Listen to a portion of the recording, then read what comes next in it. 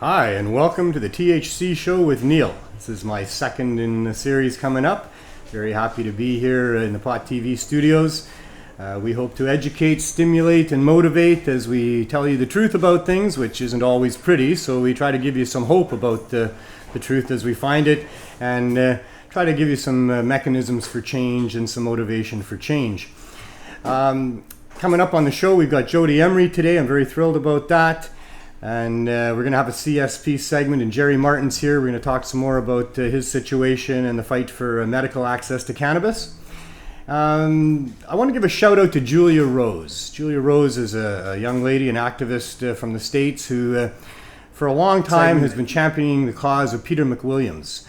Peter McWilliams, the author of this book and many others, was an amazing human being. He's no longer with us because the government killed him.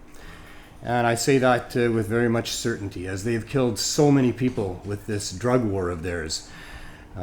Peter was a person suffering from AIDS, finding relief with cannabis, and ended up being charged for collaborating in the production of cannabis for his own medical needs. In court, he was not allowed to use the defense that Proposition 219 in California gave infirm Californians the right to use cannabis if it helped them. He was not allowed to let the jury know that he suffered with AIDS and that he needed marijuana to live. He was also, while waiting sentencing, not able to use cannabis and had to submit to weekly drug tests to make sure. And he died choking on his own vomit, which he would have had relief from if he had been able to use cannabis, but was not. Peter was an amazing human being. He was an author and a poet and so much more. A very clever, funny, insightful, creative human being that had a very interesting ways of seeing the world and describing it to other people. I highly recommend you read his book, and you will be severely moved if you do to try to do something about the state of affairs that is our world at this point with respect to the prohibition of cannabis and the other plant medicines. It is one of the most serious blights on our society. It is one of the most ridiculous and absurd examples of how we are not free here. We're supposed to be living in a free country. They give lip service to that. That's what we tell our kids. That's what I was told. We're supposed to have natural rights that are respected by these public servants of ours, natural rights that include being able to do whatever you want to do or not having to do anything you don't want to do unless you're harming somebody else. These crimes of conscience, of ethics or ideology where there's no victim, there's no intent to cause any harm, are just, they're horrible. I mean, there's millions of people that have had their lives ruined because governments and other people want to decide for them what they should and shouldn't be doing. People want to gamble, use prostitutes, use drugs, all these other crimes where there's no victim. There's no way they should ever be put in a cage for any of that stuff. There's no way that they should be punished in any way. I mean, if those are sins, they're not crimes. A crime is when you intentionally cause harm to somebody else. A sin is against God. And God, well, He's going to forgive you. But bureaucracies and governments, they don't forgive you. They punish you. And they continue to punish you. And this whole idea that our governments can tell us which medicines to take, which drugs to take, has caused our society so much harm and so much damage. It is very difficult for me to put it into words. The stats are overwhelming. You'll find a lot of them in Peter's book.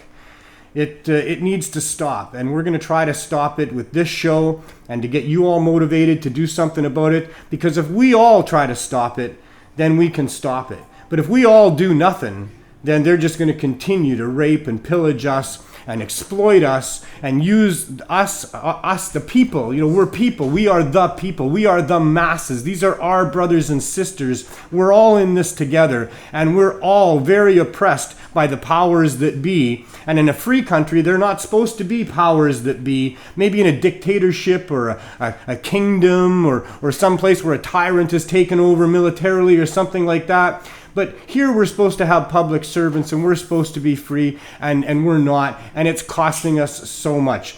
So we're going to try to do something about all of that. And this show is a big part of that. So thanks for being here. Thanks for watching. I appreciate you.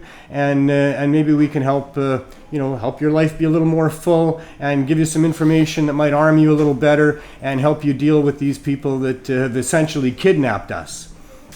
So that's my rant for the day.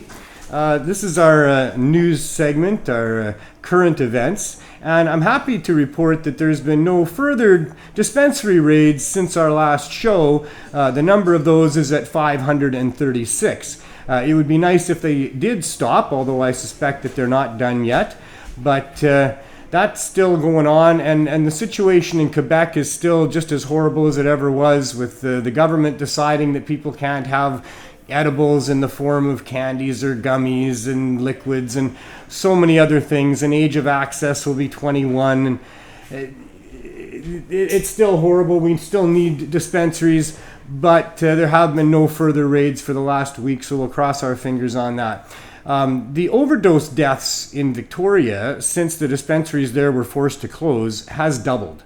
The health authority there says it's because there's a spike in the strength of the drugs on the street. Perhaps it's just a coincidence that the dispensaries close down and then the overdose deaths double, but we know it's more than that, that it certainly is a contributing factor, that's for sure. In Ontario, $45 million worth of cannabis was seized, 60 people were charged, and they're saying that they were using a loophole that this cannabis was grown by medical cannabis users under Health Canada licenses, and they're very concerned about that, and so they're continuing to waste tax dollars and stop people from getting the flow of medicine to them that they were supposed to have, and abusing their power. So that's a little more horrible. But if you're on the right side of this, you don't have to worry about jail time apparently, or being put into cages and the other things that they're doing to us ordinary people. If you're one of the insiders like CanTrust, you can get caught doing all kinds of different things, like setting up other rooms to grow in and diverting things and not telling the truth. And for that, they're going to be able to submit to law enforcement some form of remediation, to make that all better. Maybe they'll pay a little fine, probably get a slap on the wrist, told not to do that again. But they certainly aren't worried about the things that we out here in the rest of the world are worried about, which is maximum 14-year sentences for anybody passing joints to youth, for example. More horribleness with respect to those laws. And if you look real close at how they're all structured, you'll see that not only are they absurd, but they're extremely dangerous. And people say, oh, well, they're not going to enforce that. Those are maximum penalties and things like that. But we all know that this war against people is targeted a lot at minorities and people of color and indigenous groups.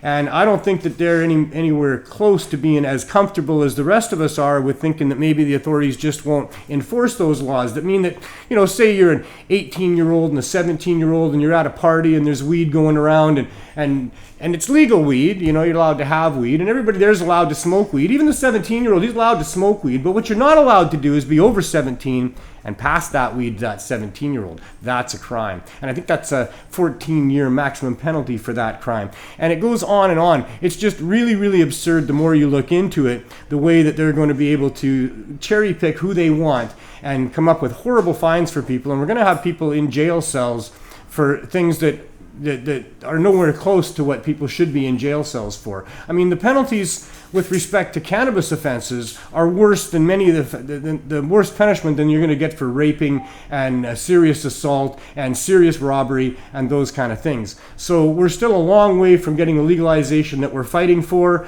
and this legalization that we got ain't it at all. In fact, legalization is now meant that one of the cannabis cups that was happening in the Kootenays, the Kootenay Cup, has now been canceled because the authorities got wind that there was going to be some illegal things going on there, and they threatened the people that had the venue that was going to be used. And so now there's no venue. Now there's RCMP involved. There's people being investigated. There's threats going on, and all just more Prohibition 2.0 thanks to this so-called legalization.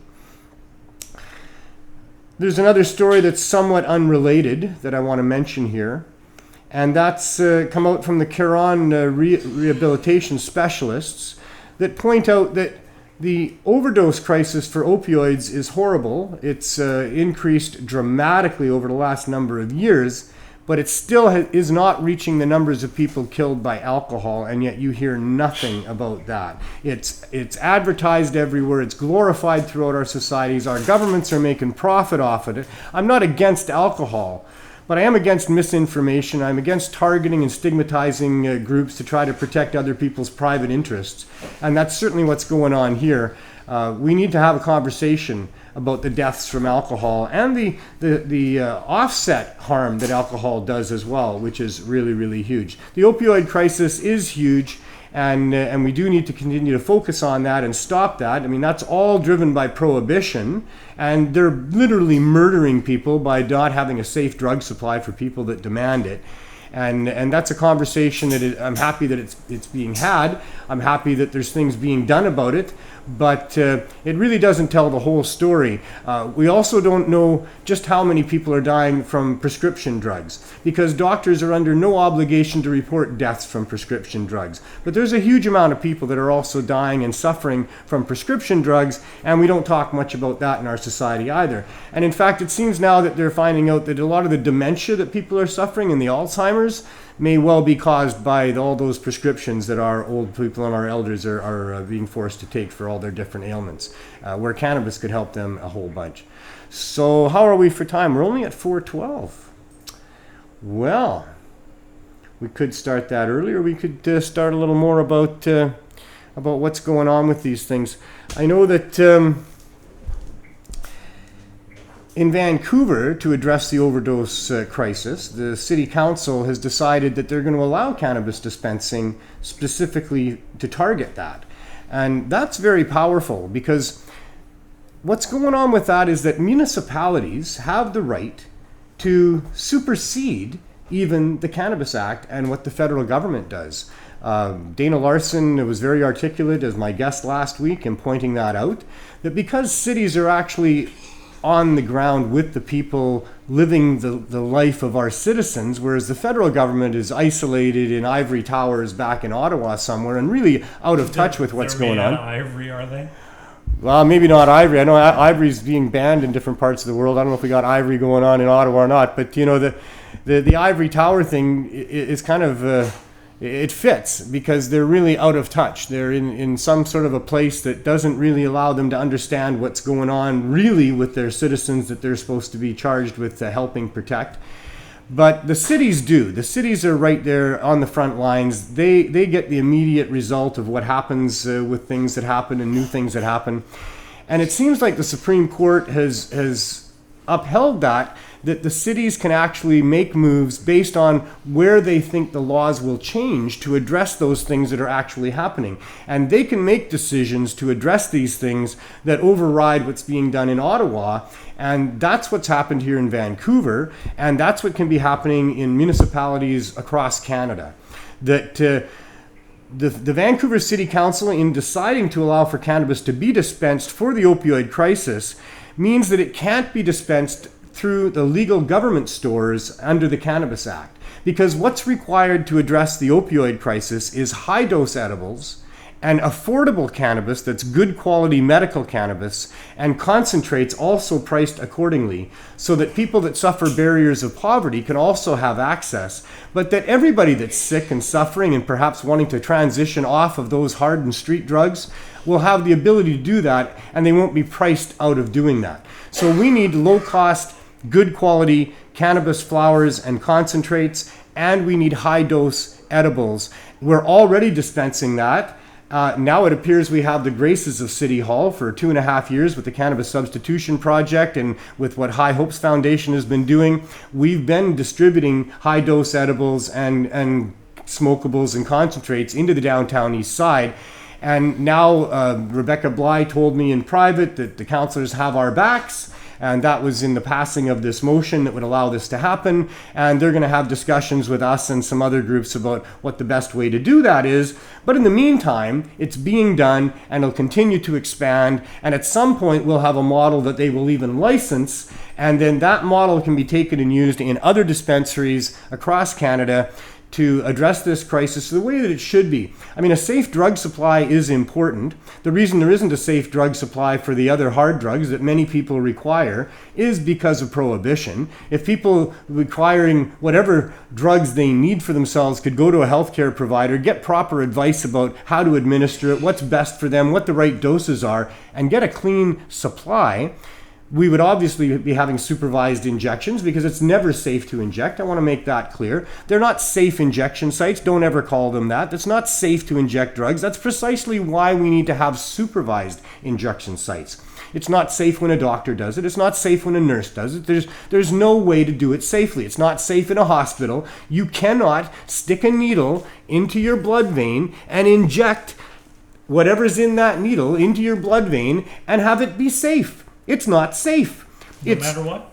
Sorry? No matter what? No matter what. It's not safe. So what if it's better than not injecting a needle sometimes, because that needle can save your life. That needle can help you and give you, protection from things, but it's not safe. It's safer when it's done when it's supervised. It's safer when it's done with a clean needle. It's safer when you use these other harm reduction tools that we have, but it's never safe. So don't call them safe injection sites. They're not. They're supervised consumption sites. And it's very important that these things be supervised. But if we didn't have prohibition, they would be wherever they're needed in all towns, because there are people that is their desired choice to deal with whatever they're dealing with. And it's nobody's business but them what they're dealing with, and it's nobody's business but them what they do to deal with it. If they seek out a doctor's advice, that's fine. They can take it or leave it. Nobody's forcing them to do what the doctor says. If they want to seek out the advice of an elder in their community or anybody else, that's their right. And it's also their right to take it or leave it as they choose. It ain't nobody's business but yours what's going on with you and what you do about it. The whole idea with the whole medical cannabis thing where you need to have a doctor determine that you have something, that confirm a diagnosis that says that he will verify that you're sick in some way, that's nobody's business but yours. It's certainly not your government's business. Your government will discriminate against you if they think there's something wrong with you. So the whole idea that with the medical cannabis thing, you've got to go and get a doctor to verify and prove that you're sick and therefore you can access something, that's a violation of your medical privacy rights. It's an abomination to what it is to live in a free country and to be a free adult. It's an assault on your individual and personal sovereignty, and it should never have been the case. Oh, look at that. We have the 419 warning that 420 is coming right up. 420 is a special time in our community. It's been marked for many decades. We've now built a whole day out of it on April 20th. It's marked around the world with huge festival protests and other things like that. And we're going to take the time on this show to mark the 420 moment. And I have a friend of mine with me here. It's 8 out of 10 Glenn from Cannamac. And he's gonna join me for a puff, because that's what we do. Puffing weed is a very social thing. Inhaling the magical vapors of cannabis result in a lot of spontaneous and lively conversation, and we're gonna do some of that.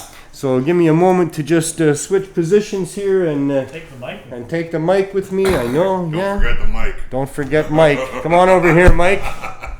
How are you doing, Glenn? Good, Neil. How you doing? I'm pretty good. You got one too? We're both gonna spark it up. I brought one for you, if you wish. Well, 3. I don't know. Okay. We'll juggle 3. I'll throw one over to those guys. How's that? Sure. Hey guys. There you go. All right. It's easier to juggle 3 when there's 7 of us, but as far as the audience knew, there was only 3 of us. There is a studio audience today. There is a gallery. There we go. That's some Hindu Kush and some rum. Hey, thanks there, Glenn. So one of the things I wanted to do, Glenn, during this little segment here is talk about the absurdity of the drug war. I mean, I know it's horrible, and they're ruining lives, they're murdering people. It's horrible, but things go from bad to worse to horrible to absurd to hilarious, basically. I got that from Peter McWilliams too. We'll bring him in on this because Peter's an awesome guy. Business if you do. Exactly. It's a good Unless book. unless you want it to be. Yeah. I haven't read it all yet, but I'll tell you what I've read. I'm so impressed with. Yeah. It's a big book. I just got it. Right? Yeah. He's already recommended. I've been following Peter McWilliams for a while, and I mean he's such an awesome human being. I could give you a couple excerpts. Oh, sure. Let's do that. I mean it's so right after my own heart. Well, obviously, it's caught your attention. Well, it has. And Julia's an awesome activist. A big shout out to Julia. Julia, I don't know if people thank you or not enough for what you do, but she's just taken on the cause. I mean, Yeah. Peter died, and Yeah. she just decided, I'm keeping this guy alive. I'm going to promote what he does, and Yeah. that's what she does. And she's just such an awesome human being. We sang "O Cannabis" together at an event that we had here. She was brought up to speak, and I was going to open the event with "O Cannabis," and I was outside doing a run-through. Yeah. And she asked if she could join me, Oh, nice. and she sang a few bars with me outside. I went, absolutely. Yeah, and I mean, wow. I think it's the best one I Did ever she did. get the harmony right? Oh, yeah. She got it Like good? nobody else Wow. ever has. Oh, that's good. She's a musician, right? Not And she even really you. knows her stuff. It's always nice when you find talent. Are you and me just passing back and forth, or what are we doing? Sure, we can do that. All right. All right. So, Yeah, some excerpts from your book. yeah, I underlined a couple of these things because, I mean, I found it very, very, very provocative and compelling. And like I say, right after my own heart, you know.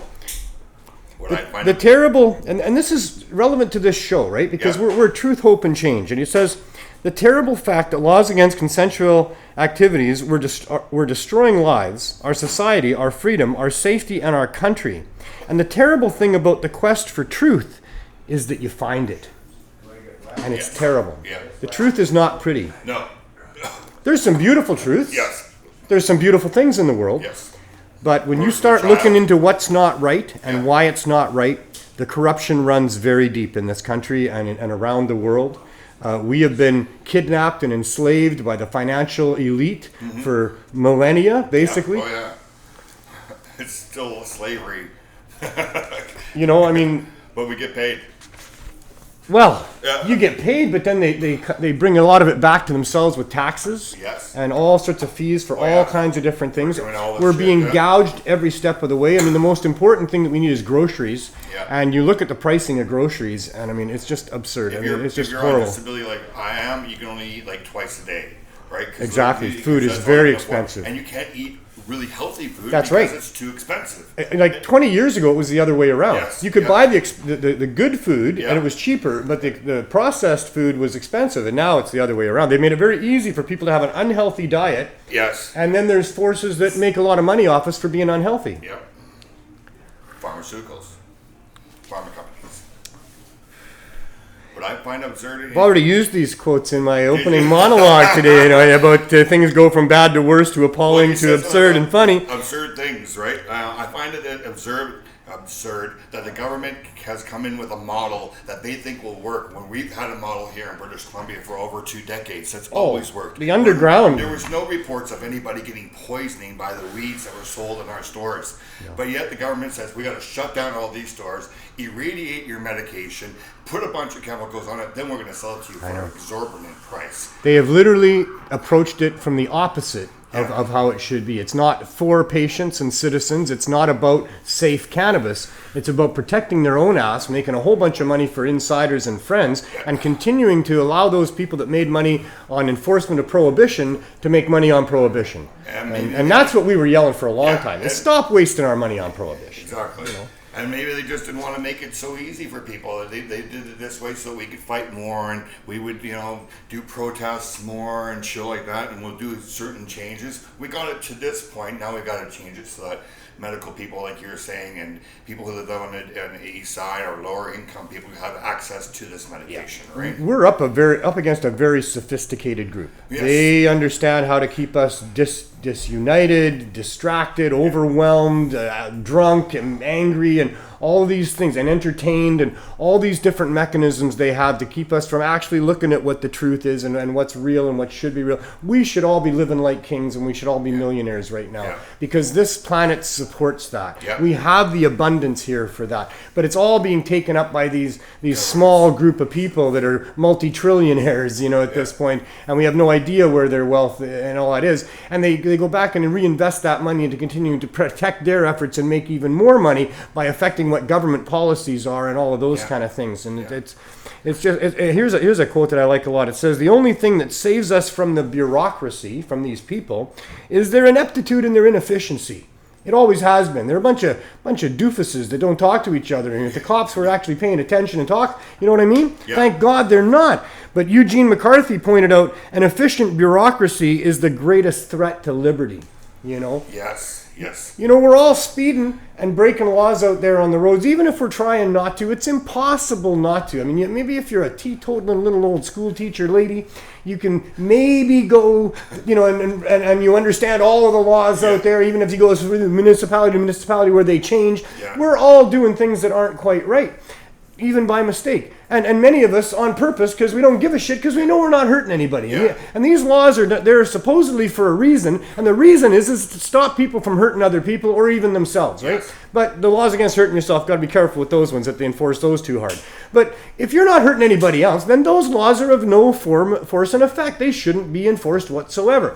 And so a lot of us understand that, and when we're doing something that on the books is illegal, we know we're not hurting anybody, and so, you know, we're responsible adults, and we get to make those choices. We should be able to make those choices for ourselves. My point is that as we move into this future with all this scrutiny and all these cameras and all this, you know, data collection of all this stuff, I mean, we could all owe our overlords a lifetime of slave service to pay for all of our past crimes that they figure out that we did by putting all the dots together and going back over all the video that they got and all, you know what I mean? I mean, we're all driving around with GPSs in our cars. They can follow us. Every time you speed, it just got recorded somewhere. They tell you what the speed limit is on the GPS. Yeah, I think I've seen that in a movie. Like Blade Runner, where he was flying his ship too fast and printed a ticket right in his car because he broke the So in the future, when everything is surveyed, we get tickets for every little infraction, more than any of us can really afford. So we all end up in debt to pay our fines to the overlords. Yes. And then they go back in time. Yes. They go back to my Freedom Tour in 2012 with the Freedom Tour van, where I got arrested in Edmonton for a charge from a previous Freedom Tour, and I had to go back to Tabor, Alberta to deal with it, and then I had to go back to Tabor, Alberta again, all the way from Winnipeg. I went back to, because I had to deal with these things, and it put me so far back on my 5-month-long schedule of going across Canada and doing all this stuff that I had to speed. I think I'm a good driver. I don't condone what I did looking back on it, but I sped every mile of the way to make my appointments, to get where I had to be, to avoid driving at night because I prefer to drive in the daytime. And so I did speed, and I've been a speeder. I mean, I admit it. I mean, my dad was a speeder. I don't like it. I'm an old man now. I don't speed as much at all anymore. I'm pretty good. I keep it under 20. Yeah, you know, you got to kind of know where to keep it most of the time. And I got a nose for radar and all that kind of stuff. But if they decide to go back and give me fines for all the speeding that I've done in my lifetime that they have record of, I mean, I could be a slave to the governments of the future, and we all could, you know. So an efficient bureaucracy is one of the most dangerous things to our liberty that we have. We need to get these governments under control so that their rules and regulations and fines and punishments are reasonable and represent what is fair and not what we got going now. I mean, they put people in cages, you know, willy-nilly all over the place. You should not be in a cage unless you are repeatedly harming people. You know? If you can't stop harming people, then we failed you as a society. But you know, maybe you got to go be in a corner of a room for a while and not come out until you know better. But you know, putting people in cages for non-violent, consensual crimes is a crime. You know, and we're going to talk about that coming right up. So I think that's our 420 moment. That was fun. That was fun, yeah. We're going to roll around the absurdity of prohibition and the absurdity of what people, you know, do as a result of it in future episodes of the 420 segment here. And yeah, thank you so much for that, Glenn. Yeah, thank you. All right, so see you next week. We will see you next week. So we're going to move on to my guest today. And I'm very happy to have Jodie Emery as my guest. Her accolades could go on for a very long time, but I'm going to let her tell you a bit about herself while she's here. And I think we have a video, do we, Neil? We have a video.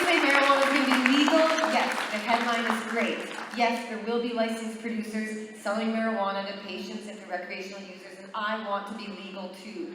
Everyone who's been an activist, we want to be legal. That's part of the reason we do this. I don't want to be a criminal. I don't want to go to jail. I don't want anyone to be criminalized. And when we have an opioid crisis killing people across this country, and the US government acknowledges that marijuana dispensaries reduce opioid deaths, I say that the Prime Minister and every politician and every cop in this country who encourages and promotes the continued criminalization and raids of dispensaries and cannabis providers, they are contributing to more opioid deaths. Just because we've made progress, we can't forget that there are still a lot of harms taking place under drug prohibition, marijuana prohibition. So I want to remind people that the activism is still necessary and to not get complacent, and to remember that this is an industry built on the backs of people who have really suffered, and we can't forget that as we move forward in all the excitement about the growth of the industry. You're back. Hi, Jodie. Hello, Neil. How are you doing? I'm pretty good. Been working hard today. Lots going on. Lots going on. You're a busy girl? I am, because, there's so many things the government is giving us to do, so. Well, and I know that you're always a busy girl. Yes, true enough. Better to be busy than bored, I always say. Well, I see. That's what's driven that, because ever since I've known you, which goes back a number of years now, I think it's back in 2004. Yeah. That's when I showed up. Yeah, you've been very busy. And I met you at a protest. We were protesting Nicholson, the Justice Minister, and you were there with your high heels and a dress and a sign held above your head for longer than I could hold a sign above my head. That's what was getting me that day. Yeah, I love waving those signs all the time. You do. And you had just arrived at Vancouver not long at that point, right? You were just and coming from Kamloops, BC. Right. So yeah, because in high school I was against cannabis and that was my first question. Was as a teenager you were an anti-weed person? Yeah, I was a leadership student. I loved authority and cops and order and military uniforms. I just really liked the sense of order because I was kind of bossy too, I guess.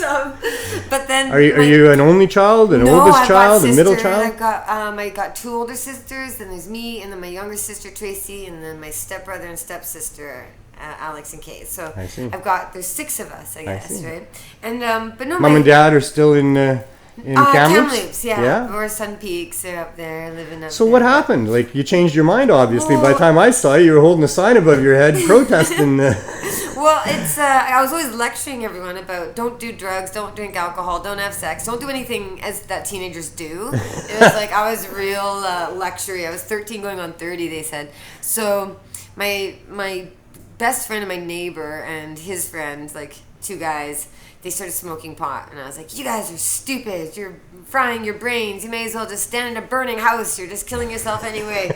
And I was so horrible to them, and they were watching Pot TV, this new thing on the internet, and reading cannabis culture magazines, and it was 2001, and there was the BC election campaign happening, and Mark Emery, this marijuana millionaire who was financing legalization, was running the BC Marijuana Party. So my first pot rally I ever went to was with them to that Riverside Park in Kamloops when the Cannabis, Nixon's old bus from the United States, was used as the BC Marijuana Party bus. But yeah, my friends were smoking pot and reading stuff. And what actually happened was 9/11. And when 9/11 happened, I hadn't smoked pot at that point, or was it? Oh shit, I get my timeline mixed up a bit sometimes. But all I knew was that my friends who smoked weed knew more than anybody else about geopolitical warfare, about the military-industrial complex. They knew where Afghanistan was. They knew all about everything. And I was like, how come you guys are the stupid stoners, but you're actually the smart ones? How are I thought you were dumb. Was it an epiphany, or was it just a gradual It was slowly over time, because they were reading the magazine and watching Pot TV, and all these great issues were being discussed, and so they were actually getting an education from marijuana media, whereas we were sitting in school, and I'm like, schools are where you get the right information and trust your teachers. No, authoritarian.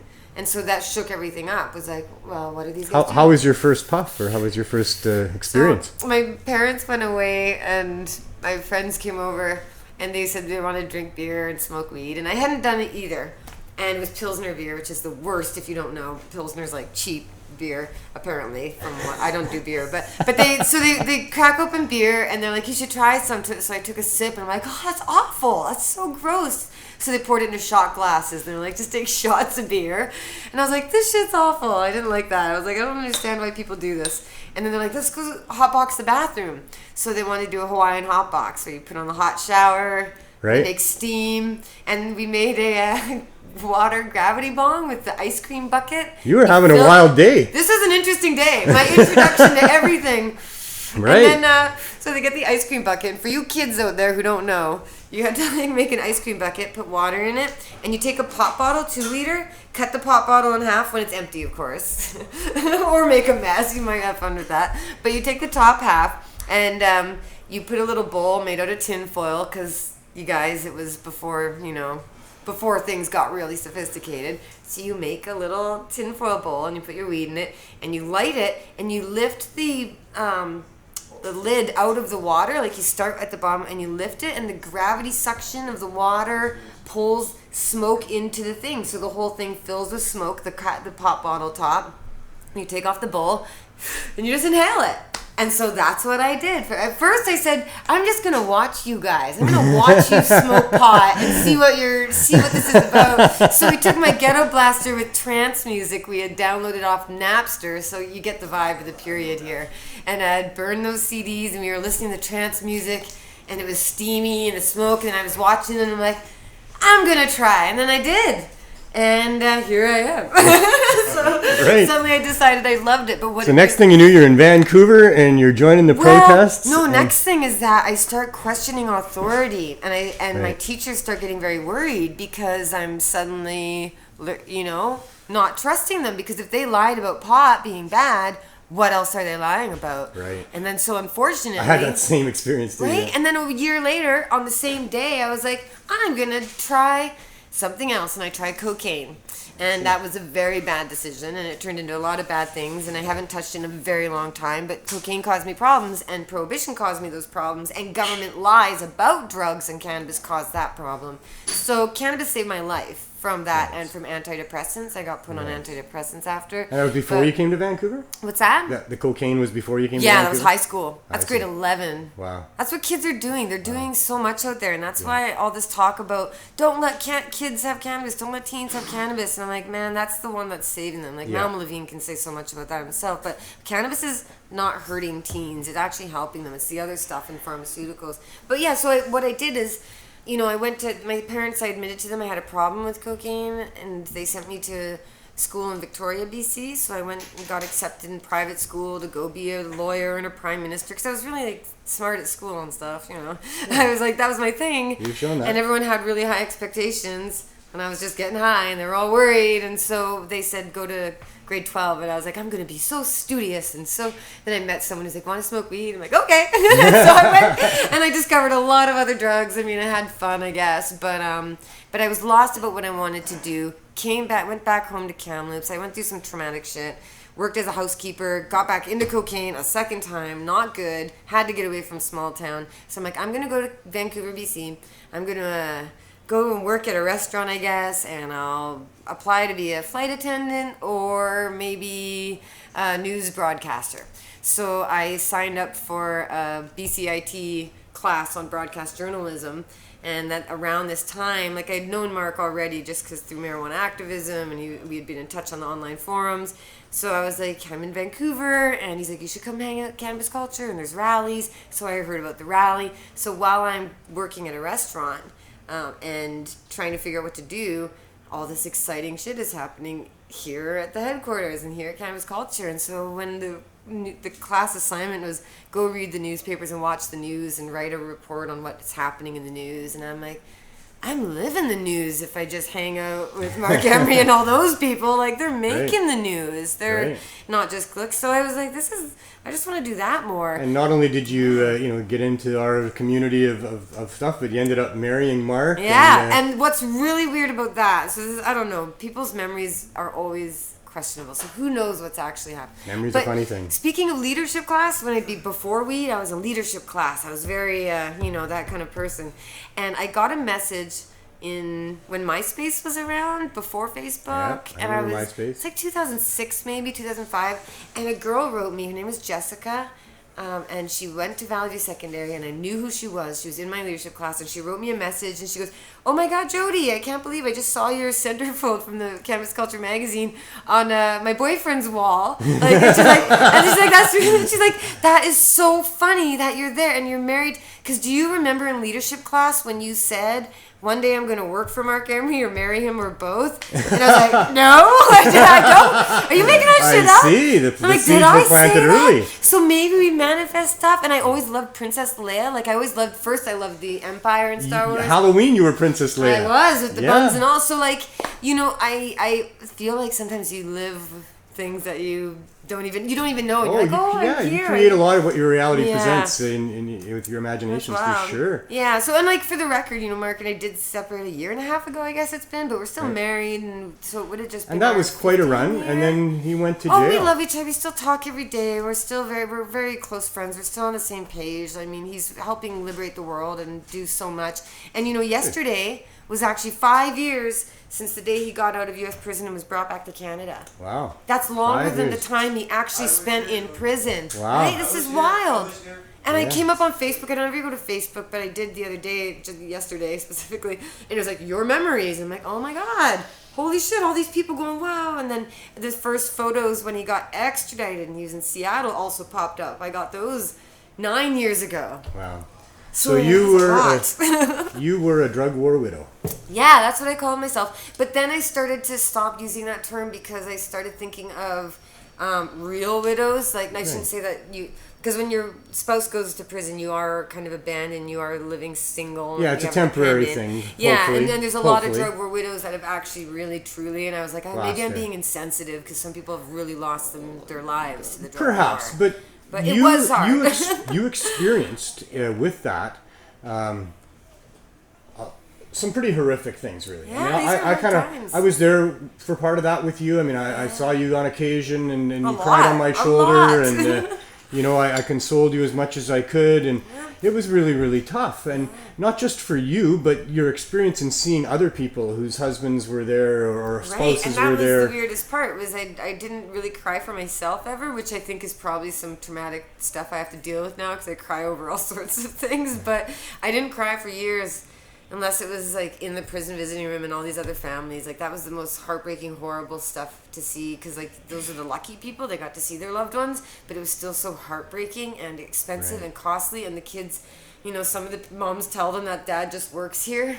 Like we're just visiting him at the work camp basically. Wow. And then there's when you have to leave and say goodbye and they're like all the inmates are lined up at the other end and they get strip searched like 3 at a time. So they slowly, it takes like an hour to get out of the visiting and you can't be with them. So you just like all the inmates lined up there and all the family members waiting at this door because you have to be taken out 5 at a time and it takes forever. So it's just, and the kids are all little and they go running across the room to dad and dad picks them up and then they come running back to mom but the worst part, and I'll never remember the visual, was you know, mothers turning their backs to their loved ones because they just can't look at them because it's so heartbreaking and they're crying and they don't want to be seen crying. Yeah. But he knows they're crying. Yeah, and the for sure. kids are like, Mommy, why are you crying? And it's just like, that shit is the worst. The emotional toll on those people is huge. The financial toll Well, that's the is thing, also yeah. huge. I mean, in many Just cases, getting that's there. the breadwinner that's now no longer there to look after, you know, Yeah. paying the bills. And mom has to pay Lots of times bills, they get don't, they get evicted, they can't pay their rent, and Yeah. it's just even it's getting such to a the horrible, prison. horrible war on people. To protect the interests of these other providers It's of totally, things. it's totally modern Unjustified, slavery. you know, people that, you know, they had no intent to harm anybody. They didn't harm anybody. They're not a danger to anybody. There's no reason that we should be paying for them to be kept in a jail cell while they can't pay for the rent for their families to live in their homes, while it rips them apart. Generational trauma. It destroys It's going to take generations. us generations to Yeah. get over the trauma of what this and it's still not over. I No, mean, you know, people we've still going. come some distance. We've made some inroads. I think we've passed a tipping point, and we're going to win at some point. But we're not there yet No, by there's any lots means. of losses ahead. There's lots of our enemy is fighting back so hard right now. The So pushback much. because they hate it. They hate that we're actually gaining ground, and so. And you had a lot to do with gaining ground. I mean, while Mark was in jail, you took over the Empire. Yeah, And businesses, you ran for this office. show, and by the time Mark got out, it was a real going concern with dispensaries about on the horizon. Yeah, And well, so tell us a little bit about that ride for you of building the Empire and how many stores you had before it all collapsed. Well, to go back further, so when I first showed up in 2004, Mark, like right after, because I came in April, and then it was later that year he got sentenced to 3 months in Saskatoon jail for passing a joint at a rally. Right. And the cop hadn't even seen it, but Mark got 3 months in jail for trafficking. And I remember when that happened, and I was transcribing Mark's written journal blogs. He would write stuff in prison, call up Pot TV, we'd record it and broadcast it on Pot TV, and our webmaster Carla said, "There's a new thing on the internet called a blog." It was like a brand new concept, and I'm like, that's weird sounding. It's like, trust me, it's going to be big. Everyone's going to have a blog. And basically what we need to do is transcribe Mark's audio for people who can't listen on Real Player, which is the thing, transcribe it into written words. So my job, one of my first jobs, was taking each day, Mark would write a massive thing, call it in, record it, and I would take the burned CD and play, type, stop.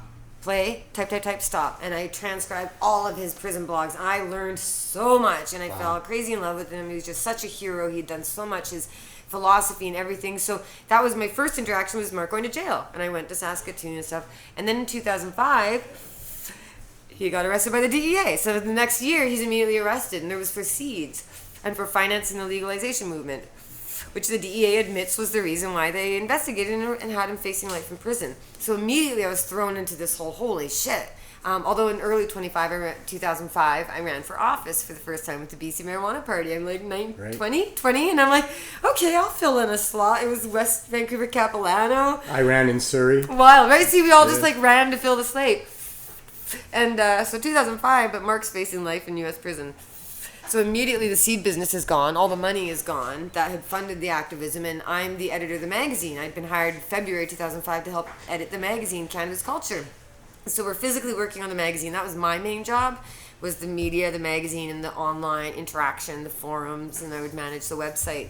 And then so he was facing life in prison, and then for 5 years we had to make plea deals, and it was going back and forth, and like that was a long, tough time because lawyers are expensive, although I got to say some of our good lawyers like Ian Donaldson and others were very generous. They knew Mark was getting screwed over, so the whole country was in uproar. Nobody remembers this because 2005 is really long ago. But the country was in uproar that an American government could come into our country and arrest a Canadian who hadn't even gone to the United States to face life in prison for activities that didn't even take place in the United States, but to say they did, and it's conspiracy. Conspiracy is so easy to catch people. And that's what I got hit with many years later. But at this period, we're not selling weed. Mark's seed business gets shut down, and we spend years struggling. And I mean, it was hard, very hard. And that was 2005, 2006. I mean, we honeymooned at my parents' apartment, you know, like, or their cabin with them. Like, we didn't have anywhere to go. We had no money.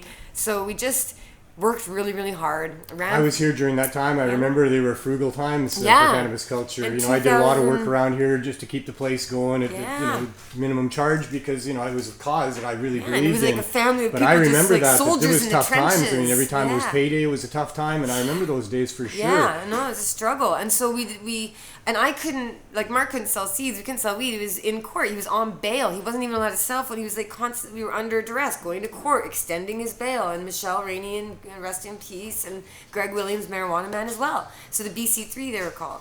So those were many hard years. But in 2008, I ran with the BC Marijuana Party in a by-election, and then in 2009, the BC Green Party was like, we'll embrace ending marijuana prohibition, so let's work together. So we joined the BC Green Party. I ran for them. I was their policing and crime critic in 2009, and at this time, Mark's trying to make a deal, and the deal he was working on was 10 years in Canadian jail instead of getting extradited, which would have been worse, obviously, now in retrospect, but it would have been out in 6 on good behavior. Right, there you go. But it seemed a lot better than the 30 years, and it would have gotten Michelle and Greg no prison time at all. And so, but the Canadian government, being conservatives, were real jerks and like, no, we're not letting him stay here. We're going to let him get extradited. So Mark's side of the deal fell through, but Michelle and Greg both got 2 years probation, so they got to go basically free. And then Mark had to enter into new negotiations. And then that's when we got the 5-year deal. And then he got extradited and went to sentencing. So that was tough, obviously. I think I maybe repress a bit of it, but not as much as Mark does. He's like, it was just a blast. I read books and played guitar. I'm like, it was shitty in a lot of ways. You don't remember that bad stuff? I thought you had a good memory. My God, but it was tough, and that's why I ran in the 2013 election. I went and campaigned in 2012 and 11 for Washington State, which I have some regrets about, but it kickstarted a movement, and so, a lot of that. I wrote letters to offices. We did 420 rallies. We did info sessions. And you built the empire. Lots of stuff. We worked hard. We did. We built the lounge. You're right. I'm accused of underplaying what I do. I sometimes go, what am I doing here? Am I tricking everybody? Like, what's my role? How did I land here? Yeah, I don't and do you're kind anything. of in charge of a bunch of stuff, and now it's like, hey, let's open some stores. Let's sell some weed. Well, so here's what happens is 2014 is happening. There's dispensaries everywhere. The Liberals, I'm running for a Liberal nomination because they said they'd support legalization. I'm like, if they're gonna, then this is what we should do. I'll be a Liberal candidate. They said they could, and Vancouver East asked me to run, so I was like, I'll run. It took me a while to agree to that, but I thought this is important. I'll push the issue. Got to push the issue. But the Liberals did not like that because they had a different version of legalization in mind. And the Conservatives didn't like it because they attacked the Liberals for associating with me and Mark, the drug couple that he went to prison. I mean, again, no weed or dispensaries yet. We're completely just a head shop and lounge. But the association was controversial. So the Liberals are mad. And then I got a red light, so I wasn't allowed to run for them. But then Mark got out of prison, and it's like leading up to the 2015 campaign. So Mark's like, I'm going to support them. So we both campaigned for the Liberals, and got them votes. Damn it!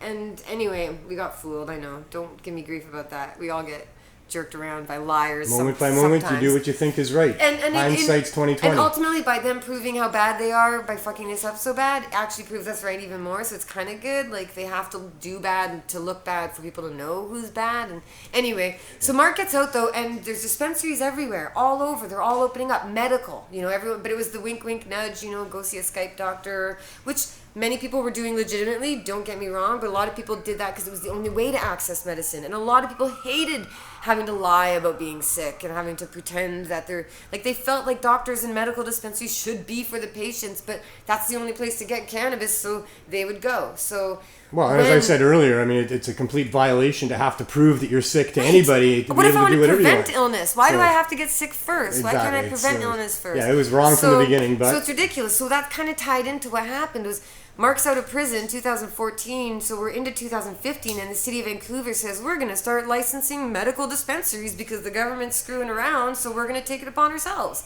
And there was the meeting at City Hall, and everybody was going, and we were not a dispensary. But I was curious. I was like, this is interesting.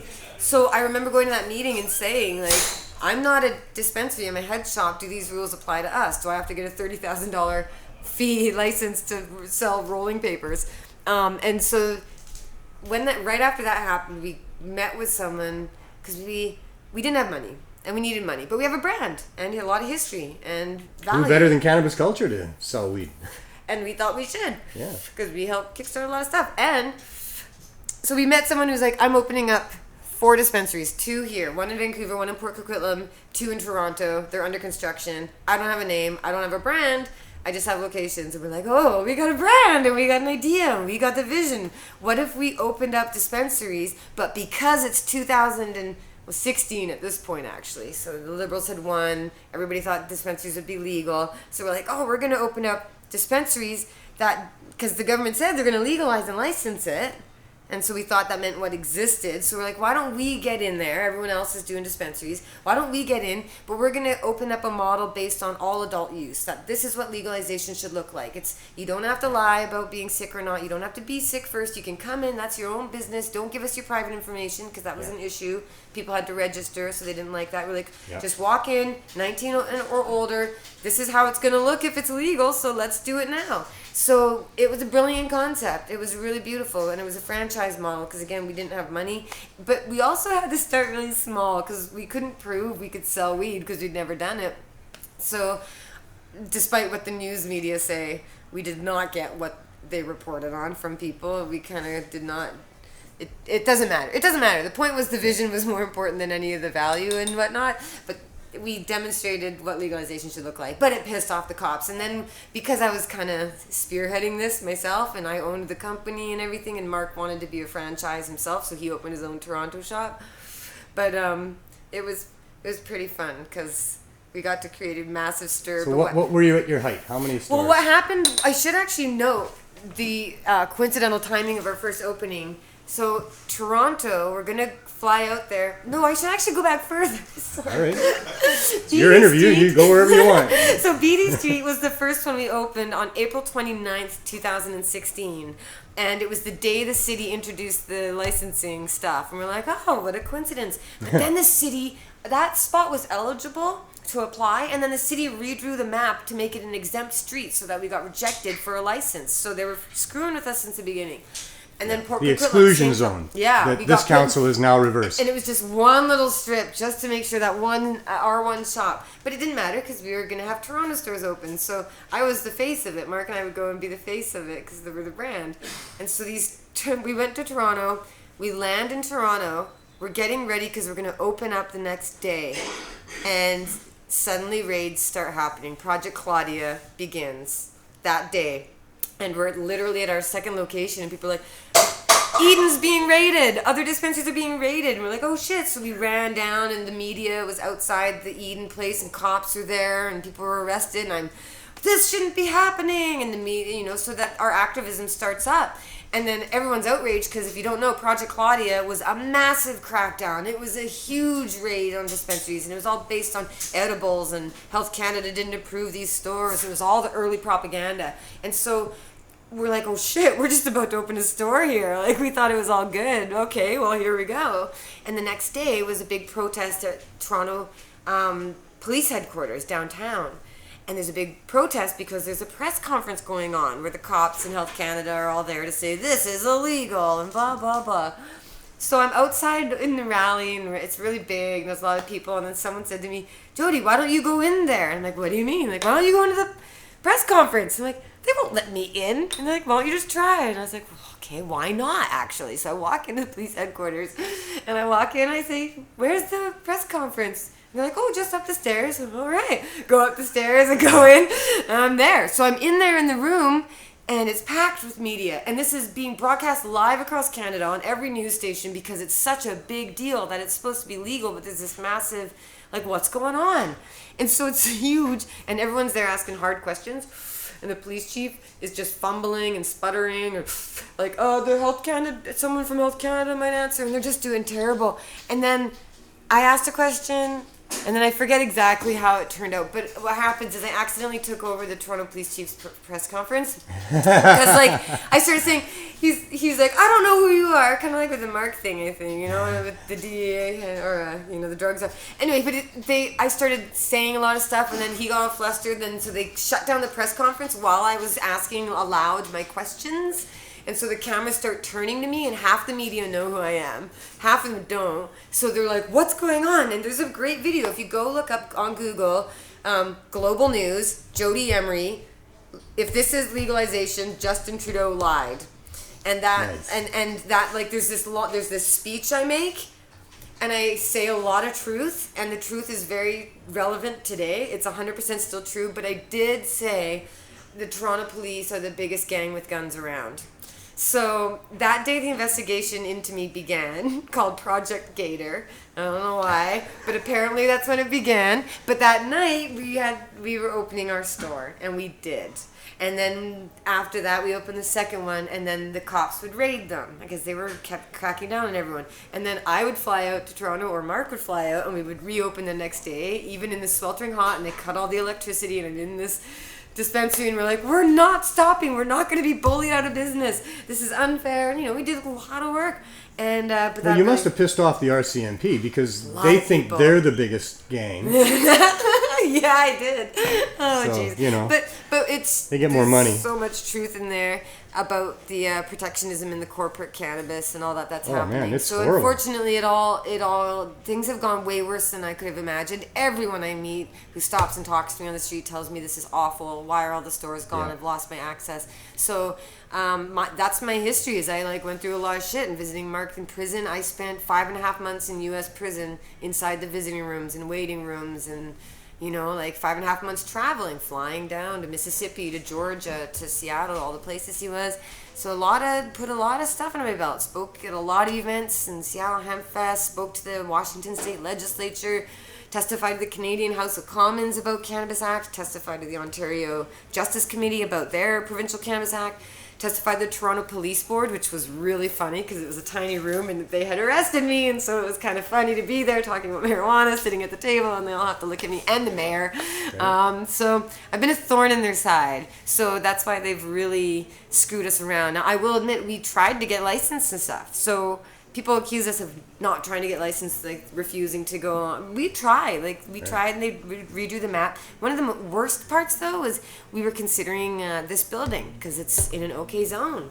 Not that we want to turn it into a government weed store, because we don't, but we wanted to show that we were going to go through the application, and we wouldn't be like, we'd get fucked at some point because we couldn't afford this or that, right? But the point was to show, well, okay, you can't accuse us of not trying, let's try. So we call City Hall, and we're like, so where's this development application? Like, oh, it doesn't exist.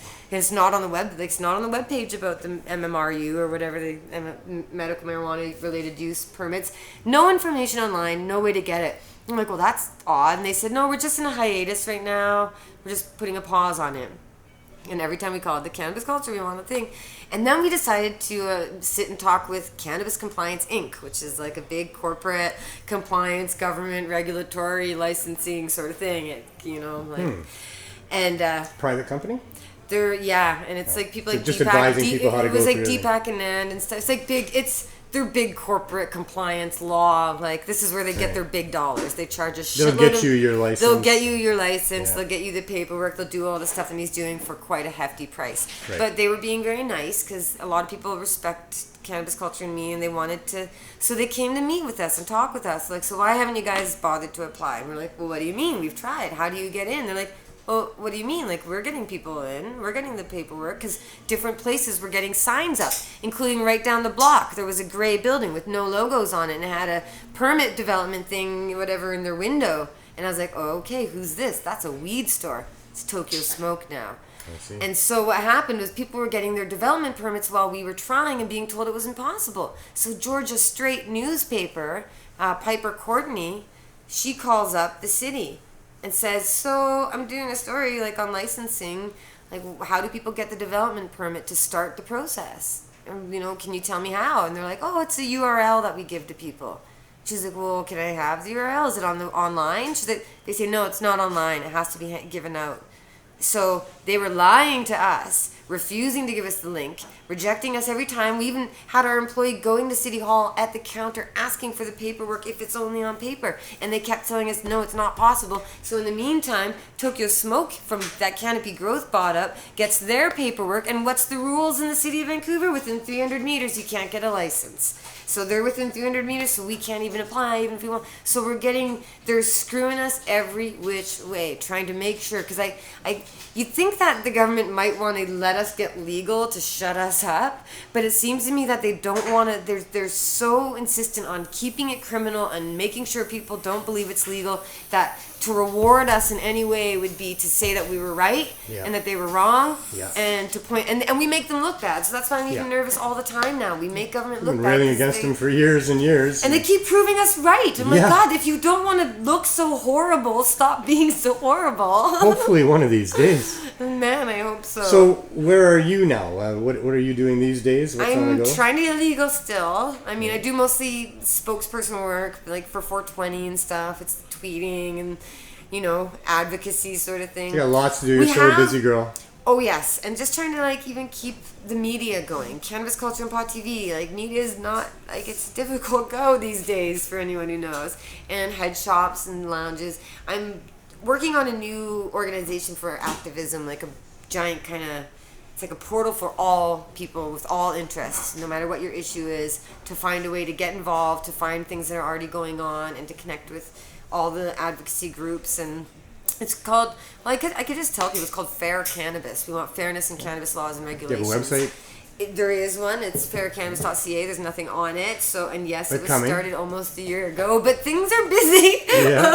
But we're working on that. We're going to be launching it, and there's rallies coming up. There's actually a rally in Toronto. It hasn't been quite fully promoted yet, but it's being organized for Friday, September 6th, right before the Karma Cup on the 7th and 8th. So this rally is at Toronto City Hall to protest the crackdown of bylaw and municipal So people enforcement. should make signs and come Oh on yes, it'll be a big thing. It's a Right. big to do. So, but I won't share any more details till later. But I will make sure more details get out there. So- But yeah. And, you know, I know you've alluded to a lot of it and talked a lot of it, but just can you put in a nutshell where we're at as a society with legalization? We don't have the legalization that suits us that we've been fighting for. How bad is it? Do you have any stats? Just quickly, what do you know? Oh man, it's really hard because a lot of things are about perspective, and my perspective is, tainted by the fact that it's mine. So what I know is I've known the best of the cannabis culture movement, the best of cannabis, the best of access. Like I've seen the dream. Right. I've been so privileged and I'm grateful to have lived in Vancouver and been connected with so many people in the community and to have seen the greatness that is the cannabis community and the cannabis culture, the cannabis industry. It's a massive, beautiful, wonderful thing. But it's been a subculture, and most people haven't seen it. So most people don't know it even exists. So to a lot of Canadians and a lot of Americans and people everywhere, they don't see what we're losing because they've never seen it.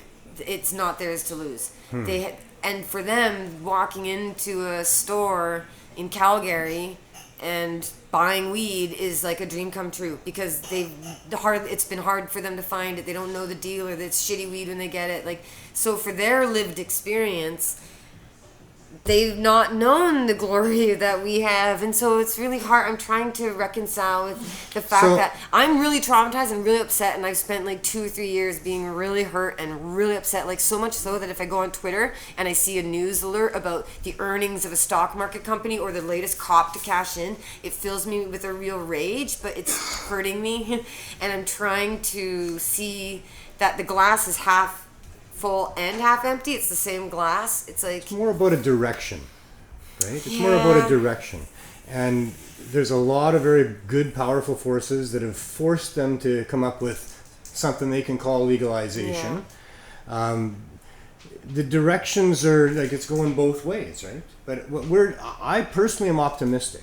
yeah, I know. I personally can think- depend on you and so many others for reminding me the good, which is probably Well, helping. I think that as Canadians now, it was shitty weed all throughout most of Canada. Yeah. I mean, we live in a bubble here for sure, and we there's do. a couple other Oh, places. people. Quebec's got some good weed if you know who to go to and what have you, but it's all through, underground supplies. Right. But, I mean, people are going to go to parties and they're going to, compare their weed with buddy who grew his or got it from a friend who knows what they're doing compared to the government stuff. And it is getting out. It's going to get out. People are Like growing you their say, own. You're in busy huge now numbers. doing all kinds of media still. You're doing interviews all the time still. You're not done. No, you it's know? more than ever because people are like, "Oh, you were right." Yeah, the forces that are moving in the direction that we're trying to move in, they're also moving pretty good. We're getting news stories that are really and good. and that's part of the conflict that goes on in some ways is because a lot of the research and stuff that's going on, I'm very skeptical of. Like, oh, if Canopy Growth is funding it or this or that, I get really upset. Did you But see then our interview or Jeremiah's I was interview with here Dr. Malloy?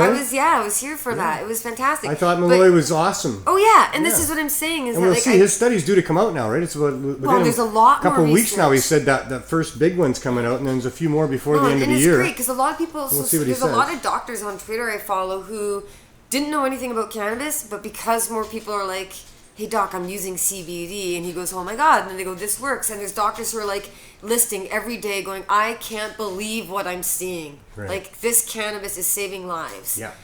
I can't deny." So that's it." what I'm saying. And they're The- like, "I don't need a clinical study Our to tell me direction's this." doing You pretty know? good too. There's a number Yeah. of good forces that are going our No, way it's too. true. And all So- around the world, when you look at like South Korea, all over the world, the movement is happening. Yeah. And even if big corporate and government controls try to oppress it, I have to remind myself that under illegalization, under prohibition, look what we grew. Look Yeah. what grew. Cannabis is a weed, and weed grows through concrete. So Yes. they're going to keep trying to layer it down, and they They're can't not. stop it. I don't think they can get away. I really hope not. I hope that in Canada we are smart enough and brave enough and ethical enough here as Canadians that we're not going to let them get away with it. I mean, the money that they're spending, our tax dollars to try to put down the competition to their government Just stores. government cartel money that could be action. used to really help a number of different areas of society that need it badly. No, there's a lot of bad. You're right. I could go on a huge rant about You all could the stay costs, mad all the all day harm. long if you Yeah. want to focus on that. Yeah. But you could get pretty optimistic and pretty happy too if you want to Yeah. look at the other side. Well, other More and things more changing. states are legalizing in better and better Yeah. ways. It's not less and less. It's not that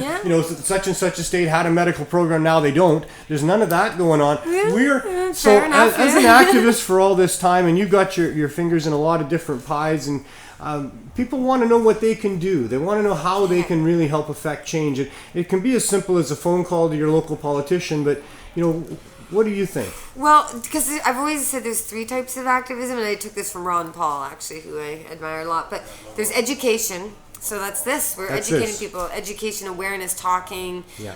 There's political engagement. So that means joining political parties, writing to members of parliament. I'm actually going to hopefully Do you consider like holding a protest sign outside Oh some yeah, guy's press that's conference still political engagement? I think one Yeah. of the most underrated forms of activism is just holding up a sign on the street, and I think it might even be more effective if you just have 1 or 2 or 3 people. And I've said this before on Pod TV. Like, just take your friends, get some cardboard and some big Sharpies. You need thick letters. Don't do signs with thin letters. You need people to see your message. Choose a short message like hashtag Cannabis Truth or Cannabis Amnesty or Cannabis is Medicine or Cannabis Saves Lives or End the Drug War or Legalize it. I mean, there's so many you can use. Short, sweet message. Get high with your friends.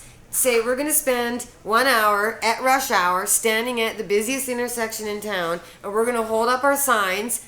And you could smoke maybe even if you're allowed, because it's an intersection that's legal now. You could hold the signs and just like dance around and be silly and have fun, and people will honk. that's And the they'll best come and part. talk to you too. And so they'll come and talk to you. Yeah, and so you'll have fun and then reward yourself with a fucking awesome meal. Like go eat some food with your friends and like leave the signs out on a somewhere to be seen or whatever. But just make it fun. And when people see that, they go, wow, that person gives a damn enough to actually go stand out there. And 2, maybe I will go look into it if they care that much. It must. You'll be make friends and something. influence people. It's fun. Yeah, it is fun. Yeah. And so that's 2 ways: political engagement, education. But the 3rd way, I'm not really supposed to endorse. Well, I'm.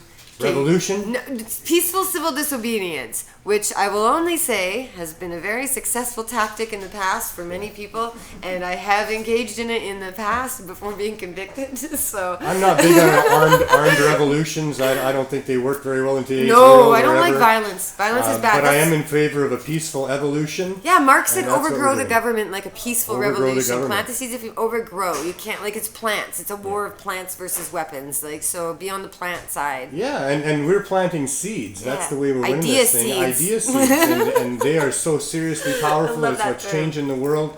I want to thank you so much for all that you've done and all continue to do, and for coming on my show. Oh, for sure. And remember, there's this October 17th is the 1-year anniversary of legalization. Right. So I think that's a really good day for people to organize a national rally. Like hold rallies, like if you're concerned about medical access or being evicted or being fired from your job for being a medical user, all these things are happening Yeah. still. Terrible things are happening. So we're talking about good news because we want to stay positive, but there's so many bad things. And That's you a can good see day them. to talk about the bad That's things. a great day because you know why else it's even greater? There's a federal election the following Tuesday or Right. Wednesday. So 17th is a Thursday and the next week, but they might move it. Last I heard it's a Jewish holiday and you're not allowed to vote, so they might move it to a week after. So it might be 28th or something. But it's right around the corner. It's Right that's after, that- so in that hold a same rally. time. What I'd really like to do, and if you're in Ottawa, maybe we should talk because I really would like to have a march to Parliament. And even though I know the politicians aren't there and some of them might lose their, the point is to make it a discussion point. Yeah. For the election that's coming up, to remind them that there's a hell of a lot of voters who are concerned about jobs and taxation and the environment and all of it, and it all falls under the It's a cannabis huge umbrella. issue. It's out of control. Government is what Yeah. it is, and legalization in their world means overpriced, dangerously Although sprayed what's cannabis. bizarre, and to mention things getting better, but what are weird, you know how all these years the licensed producers had to have massive facilities and spend hundreds of millions of dollars, like $30 million on secure vaults and hazmat Level suits. 7 security. Like, this is like nuclear facility level. Actually, it's like prisons. I've been inside prisons and I've been inside licensed producers, and they are the same. The same companies design and build them. Those Barbed power wire plants. fences, security cameras, concrete walls, those doors that lock. I mean, it's really it's creepy. So they're growing cannabis plants inside prisons. They're factory farm prisons is what I call them. Those poor plants. But now cannabis is being grown legally in these giant fields outdoors in Canada, and you've got giant fields of pot being grown right beside highways Are you where talking cars about are hemp? pumping out hemp and cannabis that they're just using for edibles. Remember, they're going to grow shitweed for edibles and consumables. That's the plan. Grow shitweed. You don't have to care about the quality. Put it in an edible or a pen. Easy peasy. But what's insane about this is that you've got these companies now growing weed, and they're walking around in their jeans and cowboy boots or whatever they're wearing, and meanwhile these other facilities are like, didn't 2 years ago we have to pay $30 million for It's a getting vault? better. That's what I mean. I'm kind of it's like, getting yeah. better. So don't be worried like you missed out on something. We didn't sell it or buy it, do the stock thing or anything, because this is a long-term game. Like you said, it's long-term change. We've got a lot of exciting things in the works, in mind, in our dreams and whatnot. So, but I just think it's pretty hilarious to see that these things are changing.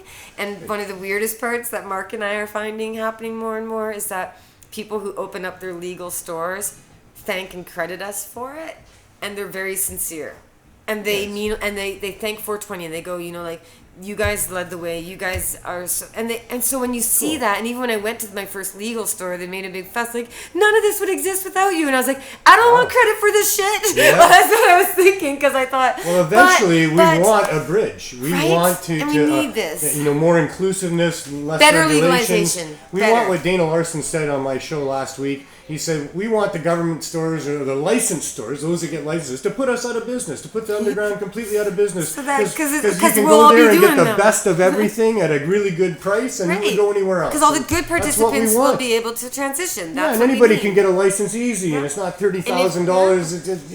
In fact, there should be incentives for people having. They shouldn't even charge for a 'Cause it's license harm because reduction. these stores are going to save us. They're going they're to harm reduction. reduce the alcohol consumption in our society, reduce the violence in our Yeah. society. We're going to have healthier people. But don't you know and what a that better does? world, man.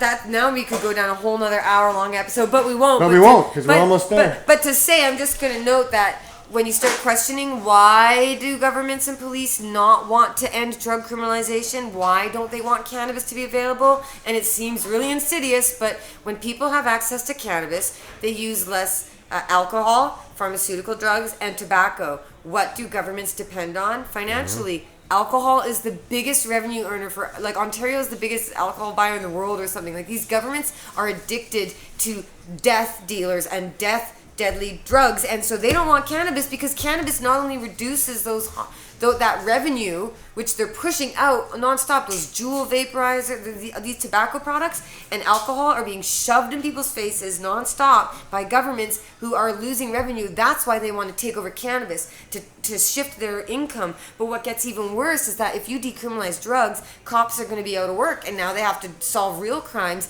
But then if alcohol use goes Well, they down, won't be solving real crimes if they're out of work, but those that are left. Right, that's what I mean. But what Yeah. happens is if alcohol use goes down, alcohol-related crime goes down, suddenly policing could be reduced to 1/10 of what it is. Don't say that too loud. They're not going to like that. That's why But I'm just saying, once But you it start is what we've been questioning, preaching. It is and true. isn't it a tragedy that they would rather promote harm for profits than to allow us to live healthy lives? Profits and over live- people. It has been forever. That's the world we're in. But we're going to try and make it better because that's We are. also the world we're in. Thanks, Jodie. Glass half full and half empty. Just choose to look at it a certain way.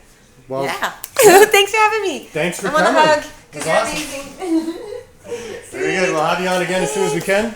Right on. And in the meantime, keep up the good work. Yay, thank you. All right. Thanks, guys. So, I think we have a video. We're back on the main camera. The walk, and you use cannabis, don't you? I do. I have to manage 13 illnesses with cannabis. 17 years ago, I approached my doctor of 23 years and told her I can't keep doing the pills that were required for life to manage pain, inflammation, going blind. I went blind throughout all of this. 4 illnesses in my right eye. Scoliosis, rheumatoid arthritis, fibromyalgia, That's just to name a few. I'm a type 2 diabetic. So cannabis alleviates and assists me in a beautiful daily living. Yeah. I now flourish, Yeah. whereas I almost died on prescription medication. My liver shut down. My kidneys were in renal failure. So I got an herbalist. I went to the BC Compassion Club Society and changed my life. Wow. And now I'm an edibles vendor showing people that cannabis can make your life much, much better. You can have clarity and quality of life. And it has actually lowered my diabetes. Just, for an example, I started out with sugar numbers in the 8s 3 years ago. My numbers are in the 4s. I take 1 pill as opposed to 4 daily of diabetes medication. Wow, that's wonderful. That's just one example. So is this your first walk, or have you done this many times? This is my second Global Marijuana March. Yeah, this is my first, actually. Congratulations and welcome. There it is. Well, I'm right here. We're here. Yeah. As a patient, the government needs to stop doing what they're doing. This monopoly that they have created is harmful to all patients. I'm here walking today as a patient for patients that cannot be here today.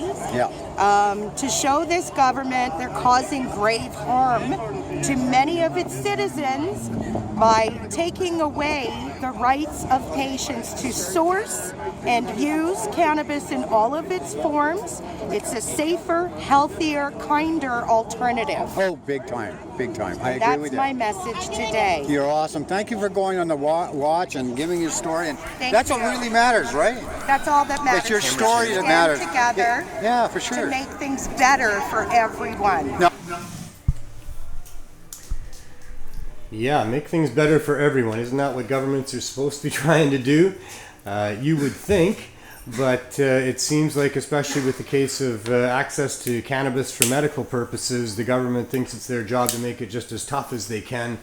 And we're not sure why, but as our previous guest alluded to, it seems like there's some insidious, conspiratorial type things going on. I personally think the corruption runs really deep, and this is a great opportunity for us to understand that corruption and to expose it and to stop it for future generations. Because if they can get away with what they're getting away with medical cannabis and people that just want to help themselves feel better, then holy smokes, we're so far from free, and these people are so out of control that I'm not sure what'll solve that, but hopefully it'll be a peaceful evolution of just telling the truth and doing things about it. And that's about what we can do. I'm very happy to have Jerry Martin with me here again today. We're going to have a regular segment with Jerry and talk about medical advancements in our legal fight to have access from his point of view. Jerry was a dispensary owner in Whitewood, Saskatchewan until our public servants decided it was in the health and interests of the public to shut him down, use the criminal law against him, terrorize him for the last few years while he's awaiting a trial down the road somewhere, maybe next spring, who knows. But Jerry ran a dispensary in Whitewood, Saskatchewan for about 4 years, had about 1,000 members, and I'd like to have him tell us some of the things that he learned there about the value of cannabis to the people in his community. So how you doing, Jerry? Good. Good to see you. You're still in Vancouver? That's not so bad. Yeah, no, it's beautiful here. It's a good place to live, sure. yeah. And in Whitewood there, it's a really small community. There's only about 1,000 people in Whitewood.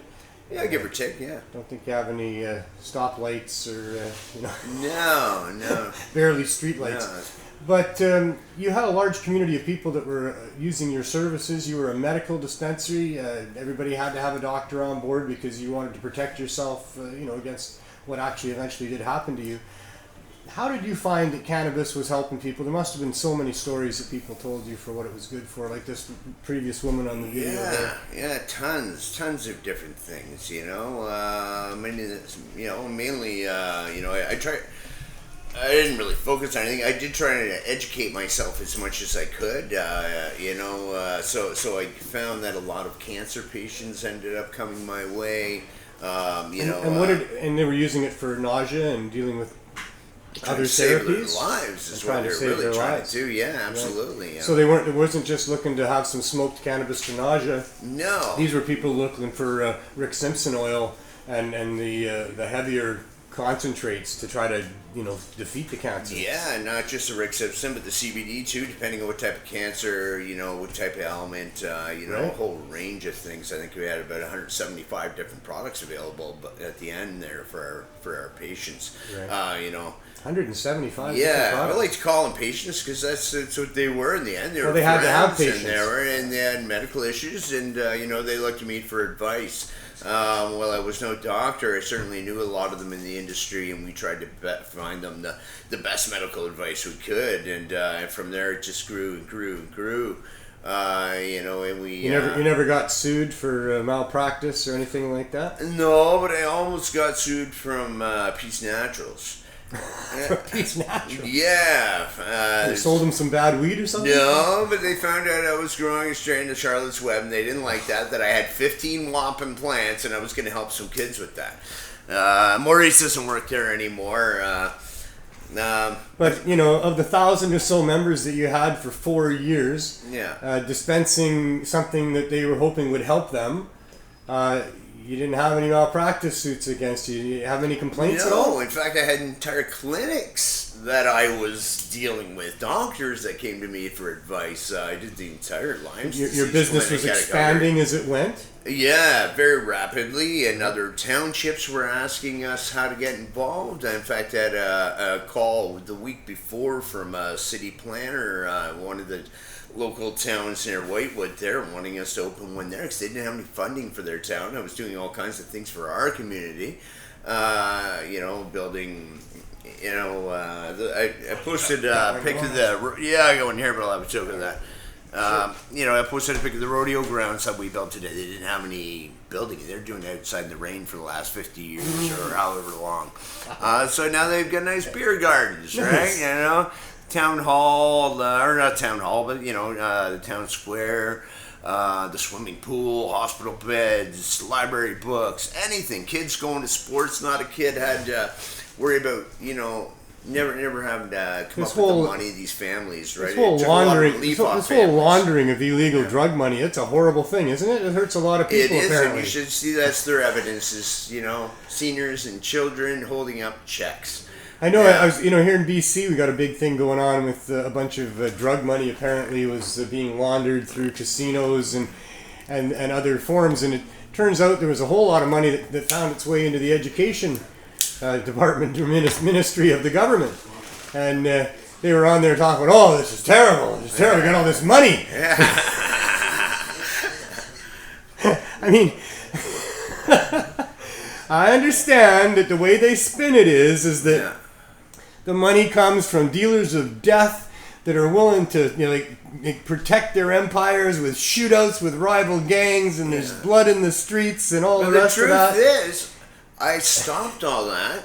All the drug dealers. In fact, I had drug dealers come into my shop and say, "Jerry, I used to be a drug dealer, but I just can't compete with you." Yeah, there you go. And they didn't mind because I was helping the community. They're from the community, right? And it worked, A good salesman of any sort is happy to be put out of business, really. Because if he's really in business for his customers, then if they find a better deal somewhere, he should be happy for him. And he should find a way to compete again with that better deal. Yeah.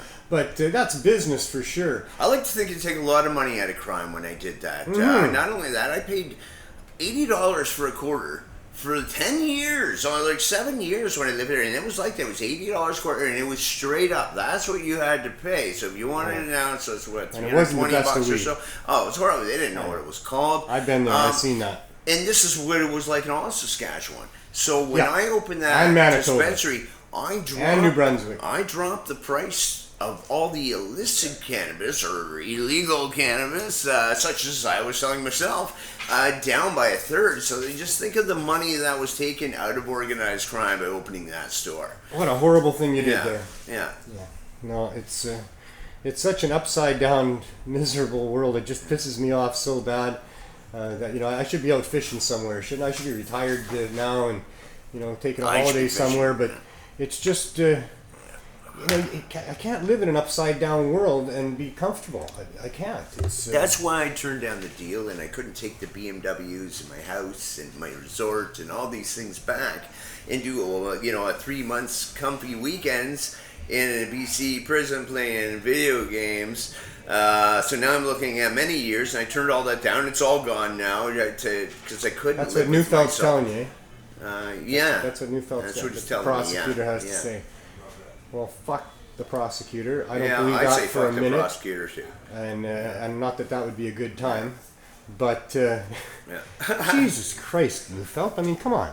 I mean, don't you understand what's going on here? Oh, he understands. I people made are- it very clear to him. People, the brave, good ones in our country here have been helping the people that are sick and suffering get off of the pharmaceuticals, get some actual relief for what's going on. We all know it's proper relief. We all know nobody's getting hurt by this. We all know it's not a crime at all. There's no intent to cause any damage. There's no victim out there anywhere. So stop it. Like prosecutors out there, law enforcement, stop it. It's, enough already. It's getting to the point of absolute absurdity. We talked a little earlier with Glenn, and we're going to do that every week, about just how absurd this whole, attempt to prohibit people from having access to cannabis and other plants is. It's absurd, and it's killing people, and they got to stop it, and they better do it pretty soon. Or I'm going to do something drastic. I don't know what that means, but like, come on. I mean, if we were alcohol people and they were persecuting us like this and chasing us around and forcing us into what we, we wouldn't put up with that. I mean, we'd get drunk and go shoot somebody. They come with guns and tow when they in come previous for me. days, off with their heads. Yeah. Like, tyrants and kings and queens that became tyrants and pushed the limits to the point of absurdity, which is where we're at here. They lost their heads. And, I'm not for violent revolutions. I don't think the time is right. I don't like them at all. People die. It's horrible. But you people that are responsible for all the suffering of all of us, that have, that I'm not fishing right now, that I'm here because people are being murdered by prohibition. I mean, holy shit, like, stop it already, like, enough. So hopefully we can bring enough sanity to the world somehow if we all speak up about it, if we all call our representatives, we all hold signs on street. Let's all do something. Like, you don't have to be violent about it. I mean, these guys probably deserve to be hung by their toes, not killed quickly, until they suffer for years that way. But, like, we're decent, ethical people, and we understand that money, blinds people sometimes. But to blinding to the point of hurting people, that's a crime. And it's a serious, serious crime that our politicians are slaves to these corporate elite people who think it's okay to take profits over people's suffering and cause people to suffer to make their profits. It's not good business. It's unethical. And that's the crime that needs to be addressed by our public servants. Those are the people we need to be protected from, and that's the world that I hope that we get down the road with public servants that recognize that. So anyway, another mini rant. I do little mini rants every once in a while. What can I say? So you're moving forward with the case. It's a constitutional challenge. Correct. Paul Lewin is your lawyer. Hopefully we can get some sense in the courtroom and some clarity about right and wrong and who's hurting who and what intentions were and what the actual results were and why you did what you did and how you didn't have a choice as an ethical human being, in my opinion. So that's moving forward. Are there any other developments that... There's court on Friday, as far as I know. There's court on Friday. Yeah, well, witnesses are changing. We're getting some really good ones. Good. Expert growers. Where is the court? Is that in Yorkton? It's in Yorkton now, yeah. In Yorkton, Saskatchewan. Yeah. Damn it. So I think everything gets entered. Far to drive. Paul's on holidays, so he says... But this isn't the trial. This is just a court date to what? To solidify evidence and witnesses or something? It just keeps dragging on. You're supposed to have the... I don't know. Well, is this the date where you're supposed to have the right... We're entering affidavits and things like that. But is there a deadline on these affidavits? Is that what's happening? I thought it was months and months ago. Okay. But well, that's good. They got to stretch out the process, right? Keep their jobs. Well, if it means getting it right, yeah. I'm sorry that. Well, that's it too. So there's a statement of facts. Right. So they called him, and so we've been going over that. Some things we agree to, some things we don't. You know, did he sell marijuana? Did he have this huge amount of marijuana or cannabis? And, you know, things like that. Absolutely. I mean, it was on the front page of the newspaper that I sold marijuana. It was on the window. You kind of wear that one like a badge. The police station told them I was selling marijuana. I've told border security this far from their face, I sell marijuana.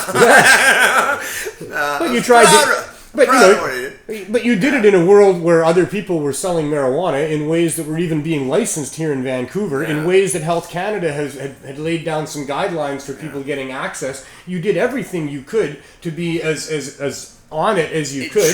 You know, hoping for a license, hoping to be included, knowing that you're just helping now because in your community people needed help. That's right. And once you'd been doing that for a while, nobody with an ethical bone in their body would then be able to close their doors and say no to Mrs. Simpson or whoever it is that's there saying, but please, but I need that cream. I need that. And tears in their eyes, they need it. Many times. Nobody's going to say no to that. You're going to go to find somebody who's got something for her and help her, even though you risk your own liberty and whatever, just because you give a shit about this human being. Dude, I flew all the way in. It took me 2 years to find good CBD product that was safe, that was, doctor recommended, all these different things. And then I flew out to BC. I bought it. I drove back. The mother couldn't make it to me, so I drove 2 hours to go give it to her for free. Yeah, I know. That's what dispensary people do. Those are the brave ones in our world that are willing to try to help people. And once you've been a dispensary operator for any length of time, it doesn't take more than a couple of months. Even if you got into it just for business, within a couple of months, you have met people that you now care about. They have told you how much you're helping them, and they've thanked you with tears in their eyes. And my point with what's going on with you is that I hope it's clear in the courts that a person in your position had no choice but to continue helping people. And you tried to do it above board. You didn't go behind board. You didn't close down. Okay, I'll close down and help them out your basement door, because that's another alternative that people will do if they're scared enough to close their store down. But now you're really, you did it just as right as you could. Even when they came to my house before I had opened up the dispensary, I made them sign a piece of paper saying they're using it for medical use. Right. I think the lawyer has you did still. as best you could to follow whatever rules that you thought might be there, even because you had to help people, and you can't stop helping people. Oh, that's it. You want to help them the right way. You don't want to help them the wrong way. Exactly. You just don't want to sell them this cannabis or that cannabis. And you don't want them coming to the back alley. You don't want to sell them out of a trench coat. You don't want them crossing over into that type of a world. This is Mrs. Simpson, for God's sake. She's a grandmother. She's not. You don't want to force her into that prohibition world of trying to find a dealer that's available to her. It's just wrong on so many levels. Prohibition hurts people on so many levels, and it hurts the sick and suffering people in our world. And people like yourself, Jerry, I know. I've been there. I've rubbed shoulders with so many other dispensary owners. I ran the herb school there. I know you can't stop helping people once you've been doing that. And for the government, this big evil fucking blind dinosaur that is so out of touch with reality, that lives in their ivory towers, has no clue that you're actually helping people, so people keep helping people. And now they end up being persecuted for that and punished for that and caged for that. Is just it's so appalling in this world. Justin, it's 2019. For God's sakes, we're still doing this? Really? So, Jerry, I got to thank you so much for fighting the fight. I know it's not easy. When you're a compassionate person, you're also an emotional person, and it's hard to ride the wave that you've been having to ride here since they've taken all your stuff and threatened you with jail and stopped you from being able to do what you were doing. Guys. They forced you out of Whitewood. No. They've managed to stop you from doing what you were doing, and it's horrible. And I thank you for putting up with all of that. I hope you can put up with a little bit more. I don't believe they're going to put you in a cage, my friend. And if they do, I'll be sitting outside that jail day after day until they let you out, because it's going to be cold something up really there, wrong about that. Yeah. Well, so be it, you know. It ain't right, and until it's right, I can't sleep and I can't rest, and we'll continue to fight this fight, and you're at the forefront of it at this point. I do want to say also that there's another challenge being put forward by John Conroy. He's also fighting for medical access. He's attacking the latest regime because there are no storefronts like Jerry was providing there. There are two very similar parallel cases that are happening. And damn it, we're going to win them in the courts. But in the meantime, they're still shutting down dispensaries. They're not recognizing the crucial need for medical dispensaries that these government stores are not able to provide. They don't have the high-dose edibles and the other things that people need. And those people that are, suffering the barriers of poverty, can't access, etc., etc. So thanks, Jerry. Another good segment, and we'll do it again next week. All right. Thank you. Yeah. All right. Thanks, buddy. Thanks, buddy. I think we have another video that we're going to run to, are we? So we're getting some real information on how to make real oil, aren't we? Yes. Is that right? So I've been making oil for about 25 years now. A lot of people like to refer it to RSO or Phoenix Tears. Personally, I call it fecal oil, full extraction cannabis oil. Yeah. And this is my procedure. You have many people that, have various ways of making it. This is just how I do it. Take your cannabis, get yourself a bucket. 5-gallon bucket, 5-gallon food grade. bucket. Yep. Correct. Put your Home cannabis Depot. in there. You pour enough ISO in there just till you start seeing the water touch the top of it, and then you squish it down. And I always like to. What do you mean, the water? I'm sorry, the ISO. Okay. ISO, the liquid. Just yeah. cover Just cover Just it. to cover it. And then take a squisher, mash it, and you want to mash it down. So you're agitating it and you're getting it so it's covered. Okay. Okay? And I like to sit. The longer I find I let mine sit, the better it turns out. So give me a period of time there. So a week. Yeah, a week's a week good to time. 2 You let it sit in there for a week? Yep. A week to 2 So weeks. here's a little secret. Oh, well, it's not a secret. Everybody should know this. Before, I used to start making it for a lot of people when I just used to make it for myself. But Yeah. now we have so many clients, I need to do it in big batches. So when I would make it for myself, after soaking it, straining it through cheesecloth, and then straining it through coffee filters. And the coffee filters are really important because there's a lot of wax in there.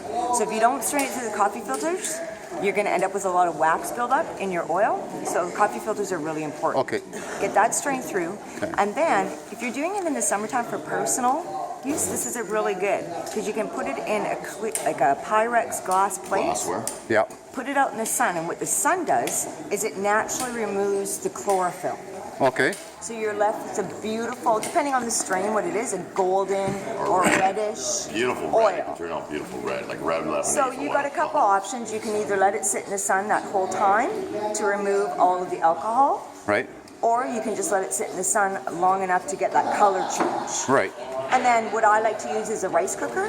And the reason being is a rice cooker, it only gets to a certain temperature. What temperature would that be? What would it be a safe operating temperature so you don't With wreck a your rice oil? cooker, you've got medium and you got high. I Okay. believe that's And only that's- about 130. Yeah. It's very low. And simmer. what's nice about the rice cooker, once a little majority of the liquid has evaporated, it's going to go down to low anyway. So you remove that possibility Oh, good. Okay. of getting it too hot. Thank you. Right?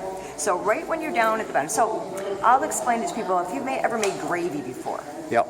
Okay, so when you're bubbling, you got a lot of that liquid in there. You're going to see really small little bubbles. And then once you're getting rid of that alcohol, your oil or your gravy starts getting thicker and your bubbles start getting thicker and popping bigger. So that's a sign that your alcohol is being gone. Yep. So then what you do is you take just a little bit of water, like a teaspoon of water, you pour it in there, swish it around, because what that's going to do is that's going to help take out all of the extra alcohol, any alcohol in there. Okay. And just like when you drop water into a deep fryer, you know that Same kind of thing going to happen, right? Same kind of thing's going to happen, and that's going to indicate that there's still that there's no alcohol in there because you're dropping water into oil. So it's absolutely safe then, right? Absolutely. Absolutely. You got all the solvents and everything, all the bad stuff is out of there. The sun got rid of the chlorophyll, is that right? The sun will get rid of the chlorophyll naturally. If you were just to take your oil after you've strained it and put it in the rice cooker, Yeah. you're going to still end up with a green tinge to it because that's the chlorophyll. Right. But it'll look black until you spread it.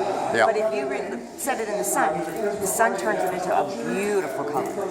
Really Yeah. beautiful color. So next video is going to be us showing you how to do that last step. Okay, and I'm going to take my video stuff up there and we're going to do that. Or we'll go, you come down here or whatever, we'll do it. Well, we're going to get You're the awesome. Not a problem. Not a problem, guys. I don't have mind showing people how to make their medicine because that's what it's about. That's right. And if Well- you can't, you come to us because we do it a safe way. Otherwise, we'll show you how to do it. Okay, and give us the number or how to get a hold of you again. So the store number is 604-886-0423, or you can always email me at smtreats@hotmail.com. And this is in Gibson's, BC, Canada. Yes. These are the care packs that we give out. Somewhere between 160 to 200 of these packs every time that we're here, twice a week. And what's in the packs? Gummy, candy there, a cap, a joint. We have these other caramel. Unfortunately, because of the city's clampdown on dispensaries and the transition to the non-medical legal government stores, there's people really struggling to find what they need out there. 180 people are going to line up here today in the rain for hours to get a bag like that. There's a great need in this city that's not being met.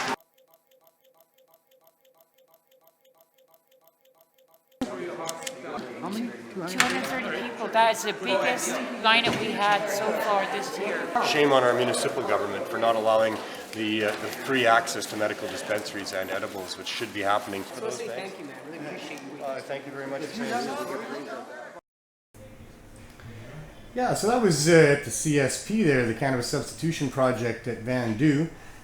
Big thanks to Doug and Michelle there for talking about how to make life-saving medicine for yourself if you want to be able to do that, or for somebody else. That was awesome of them to share that with us. And they were there at Van Du that day, and one of our contributors and donators. And what we do at Van Du, the Cannabis Substitution Project, is we try to help people offset the use of opioids and street drugs with the use of cannabis, especially in the form of high-dose edibles and concentrates, and we do give out joints as well. And we've been doing this for 2.5 years. We're getting close to over 300 bags on a couple occasions in the last couple of months here.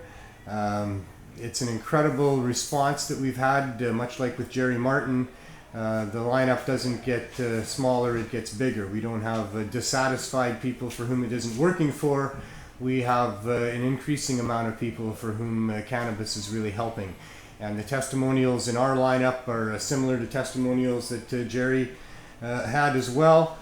It's not only helping with them getting off of the use of these things, it helps with withdrawal. They can replace the use in many cases completely. Probably 100 of the people or more that come to see us twice a week at Van Du have been for a long period of time. Some of them for a couple of years have been coming every time that we're there, and we're there twice a week. And they report that they're not using any of the street drugs that they used to use at all. They're just using the cannabis that we give them and the other cannabis that they can procure. So it's really a big help for the opioid crisis, where so many people are dying of overdose due to tainted street drugs driven by prohibition. There needs to be a lot more. There needs to be access throughout the different communities throughout the world, really, where people are overdosing or using opioids in ways that are causing death and problems. If cannabis was available, easy, inexpensive, high dose, we would offset the use of a lot of different things that are causing us problems in our society. We don't talk enough about the amount of people that die from alcohol poisoning and death related to alcohol. In fact, the deaths from alcohol in North America are more than the deaths from opioids, but they don't talk much about that. The government profits from alcohol, and they profit from keeping these things prohibited. So we've got a real struggle on our hands, and we're really happy that we've been able to have such a great success with what we're doing on the downtown east side. Also the High Hopes Foundation, which does a great job of helping a number of people as well get access to the high dose edibles. So what we're giving out are care packs, and they would typically include a brownie or a cookie and a joint or two, in some cases 3 when they grind me a little bit in the line.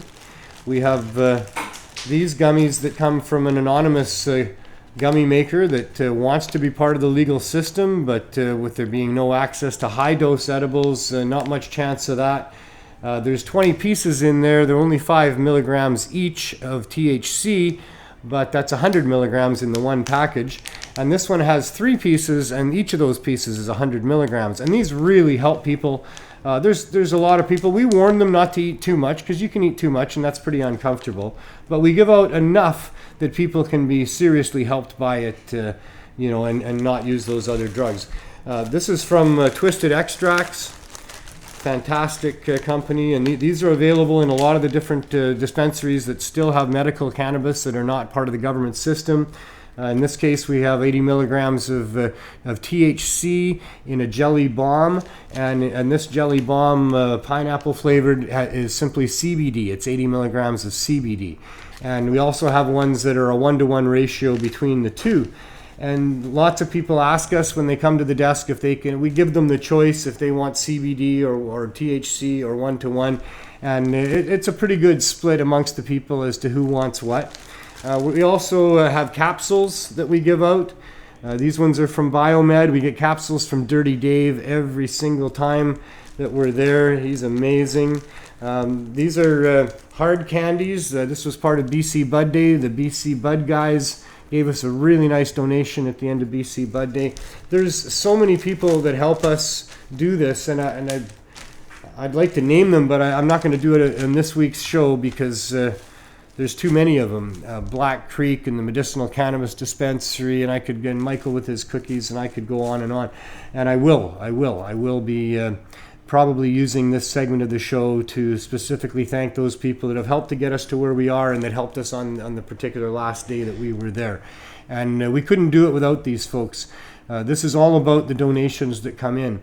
I'm a vehicle for people that want to help and move our issue forward and help save lives, and they have different reasons for caring about that. But our donators are highly motivated people that are so compassionate and giving, and without them, we couldn't make this work. To give out 300 packs with 4 to 6 edibles and a couple of joints per pack twice a week is an incredible feat.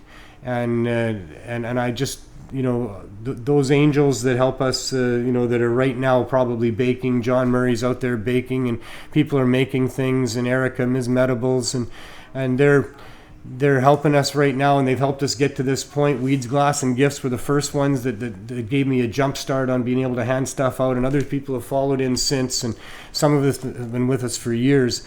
And those donators make this project work. It's really a shame that we don't have government funding for this. This is where money should go. This is what a safe supply is. I mean, I recognize that some people also will not be able to or want to use these in place of these other drugs that they think will help them, but that's a person's right, and they deserve to be able to get them if it's handled under the care of a healthcare professional, because many of these things can be, harmful, dangerous, problematic, if you will. Then that's how they should be dispensed. But people need to have access, and they should have access. And not giving them access means that they get access in ways that are very harmful and detrimental to both them and society. So we're not happy that we're not funded by governments, and that it's the cannabis community and those people that have had to keep this project going for 2.5 years. But that's the way it is. That's what it is. And until we can get the government on board with us, and I'm not even sure we want that when we see what they did with legalization. But if they did it properly, I would accept it, and we would continue to have cannabis, provided, food safe, and cannabis is one of the safest therapeutically active compounds known to man. It doesn't require much regulation. There should be, a requirement that it be mostly natural, and then some allowed things to help it grow or to deal with some of the pests, but they should be minimal, and we should be educated properly about how that all works and how to flush that all out and all the rest of it. But the government just thinks that they can have, dozens and dozens of different pesticides are fine with them. Well, it's not fine with us. It's not fine with me. I won't allow that to be part of our project. We'll continue to give out cannabis that is not through these government suppliers that are using these chemicals or irradiating it, and that's not for that. But they should be helping us do it. It's a really a really good thing that we're doing. We're helping so many people. And just like with Jerry Martin, it's been 2.5 years now. We've put about probably close to 200,000 high-dose edibles into the downtown east side. This community that Coastal Health says is a vulnerable community and can't handle cannabis. Well, for 2.5 years, we've been proving otherwise. And the High Hope Society, they've been supplying, large amounts of cannabis into the community as well. And just like I said with Jerry, he's got no suit of malpractice against him. He's got no complaints against him. People don't come back and say, you hurt me with what you gave me. Some people laugh a little bit and say that they ate too much, but we warned them, and it doesn't kill them. It doesn't hurt them in any significant way. They probably got some sleep that they were, sadly lacking, and that's all that could ever happen. So this project has been very important in a number of different ways. It's moving the issue forward with respect to having access to these things, as our government here in Vancouver has now recognized that it's helping people, and they're going to allow for the dispensing of this type of product that is not available in the government stores, and you should get your municipality to do the same thing. And so, that's what we're doing with the CSP. It'll continue on for the foreseeable future. It's probably going to reincarnate itself as an actual registered society coming up shortly. Very proud to announce that. And there's a good chance that we'll be moving into a storefront situation where we'll be available for 5 or 6 days a week for several hours each day, and be able to have members and register people and get a lot of feedback with respect to how it's helping people. So that's what's happening with the CSP. And there's a few other things that are happening in the world of ours and with respect to cannabis events. There's not a lot, but there's some. This is sort of the dry spell, so take them as you can get them and take advantage of these, because there's not a lot coming that I'm aware of, and these are really special. The first one I want to mention is the 420 golf tournament that happens at the Squamish Golf Course. It's coming up on August 25th. It's a great venue, it's a great time, it's a great concept. It includes a dinner. I think you can find out more at contact@cannabisgrowers.com. I should check and make sure that's right for future shows. I'm pretty sure there's a .com. If you just put in contact at Cannabis Growers, I'm sure it'll come up. Or FORE 20 golf will also come up if you Google that. So good luck to them. I hope I get to be there, and a good time will be had by all. And I know there's still tickets available. There's a dab cart that runs around. They literally take over the golf course. It's handed right over to the cannabis group that comes. There's entertainment. There's a good dinner that happens. There's all kinds of amazing personalities in the cannabis community that show up from across Canada and other places. And I don't know of a much better time that can be had in the cannabis community than playing golf on a nice day at the golf course. And even if it's not a nice day, they got umbrellas for that on golf courses. Golfers, the little bit of rain don't stop them. But it's always been nice so far. I think this is the 6th annual coming up. And so support that, check that out. That's a great time to be had. The Karma Cup is coming up. That's also an amazing event. I've never been myself personally, but I've seen the judges kit, and there's a lot of hype about that event because every year it's amazing. The judges kit are second to none. It takes a long time to test all that stuff, and I think they send them out a week in advance, so get in early, get your tickets early. That's coming right up early September 6th, 7th, and 8th in Toronto. And I got to say that these cups that happen where there's judging involved, that's an important thing that happens, because the results help a lot of people that are looking for the right products to help them with their illness and their serious situation to understand what works for people and what's good on the market and what's coming up. So support your local Cannabis Cup, and we should have a few more that happen in the period between the Karma Cup and next January or February, whenever the next one happens. I know there is the Prairie Harvest Cup, which might be happening this year. Hopefully it's happening this year. I believe it's happening this year. I think it had been moved over a bit. Yeah, that's what happened. Find out by going to the website. Yeah, we're going to have to start promoting that every week too. That's a great one. That's the Friendly Cup there in Saskatchewan and Saskatoon.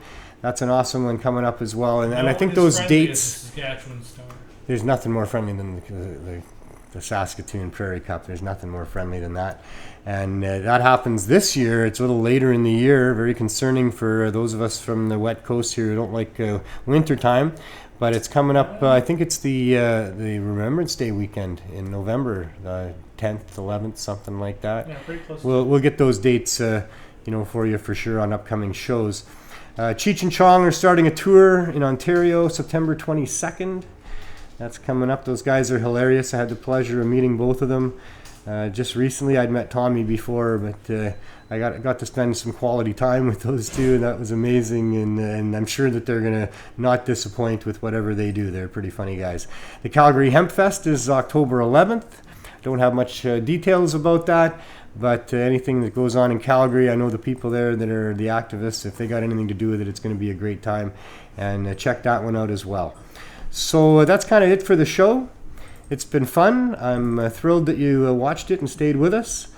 We have more shows here at Pot TV. I'm very thankful to Cannabis Culture and the people here for allowing me the use of the studio, and the producer, Anil. I want to thank Anil. I want to thank our guests.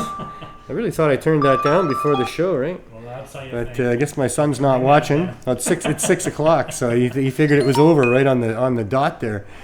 But on Monday it's Carly Marley and BC Budgal with the 420 Lifestyle Show, and that's always a hoot and lots of fun and lots of information, and that's the place to be on Mondays at 4 o'clock.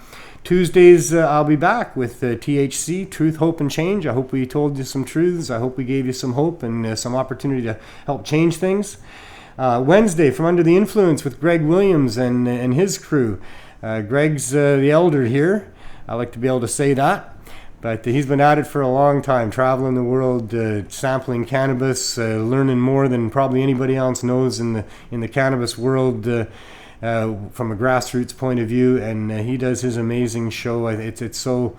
I love the pacing of that show. I love the pacing of Greg and the way that he disseminates information. So check that out on Wednesdays. On Friday, it's Cannabis Culture News Live with Jeremiah Vandermeer and other assorted hosts and guests. Johnny B is there, Cookie is there almost always. I'm there sometimes. I'll probably be there promoting my own show now. And that's always a lot of fun. And Saturday, it's Boss Lissa and her revolving co-hosts for the High Noon Show on Saturdays. So that's it from here. Have as much fun as you can changing the world, and we'll see you on the next show.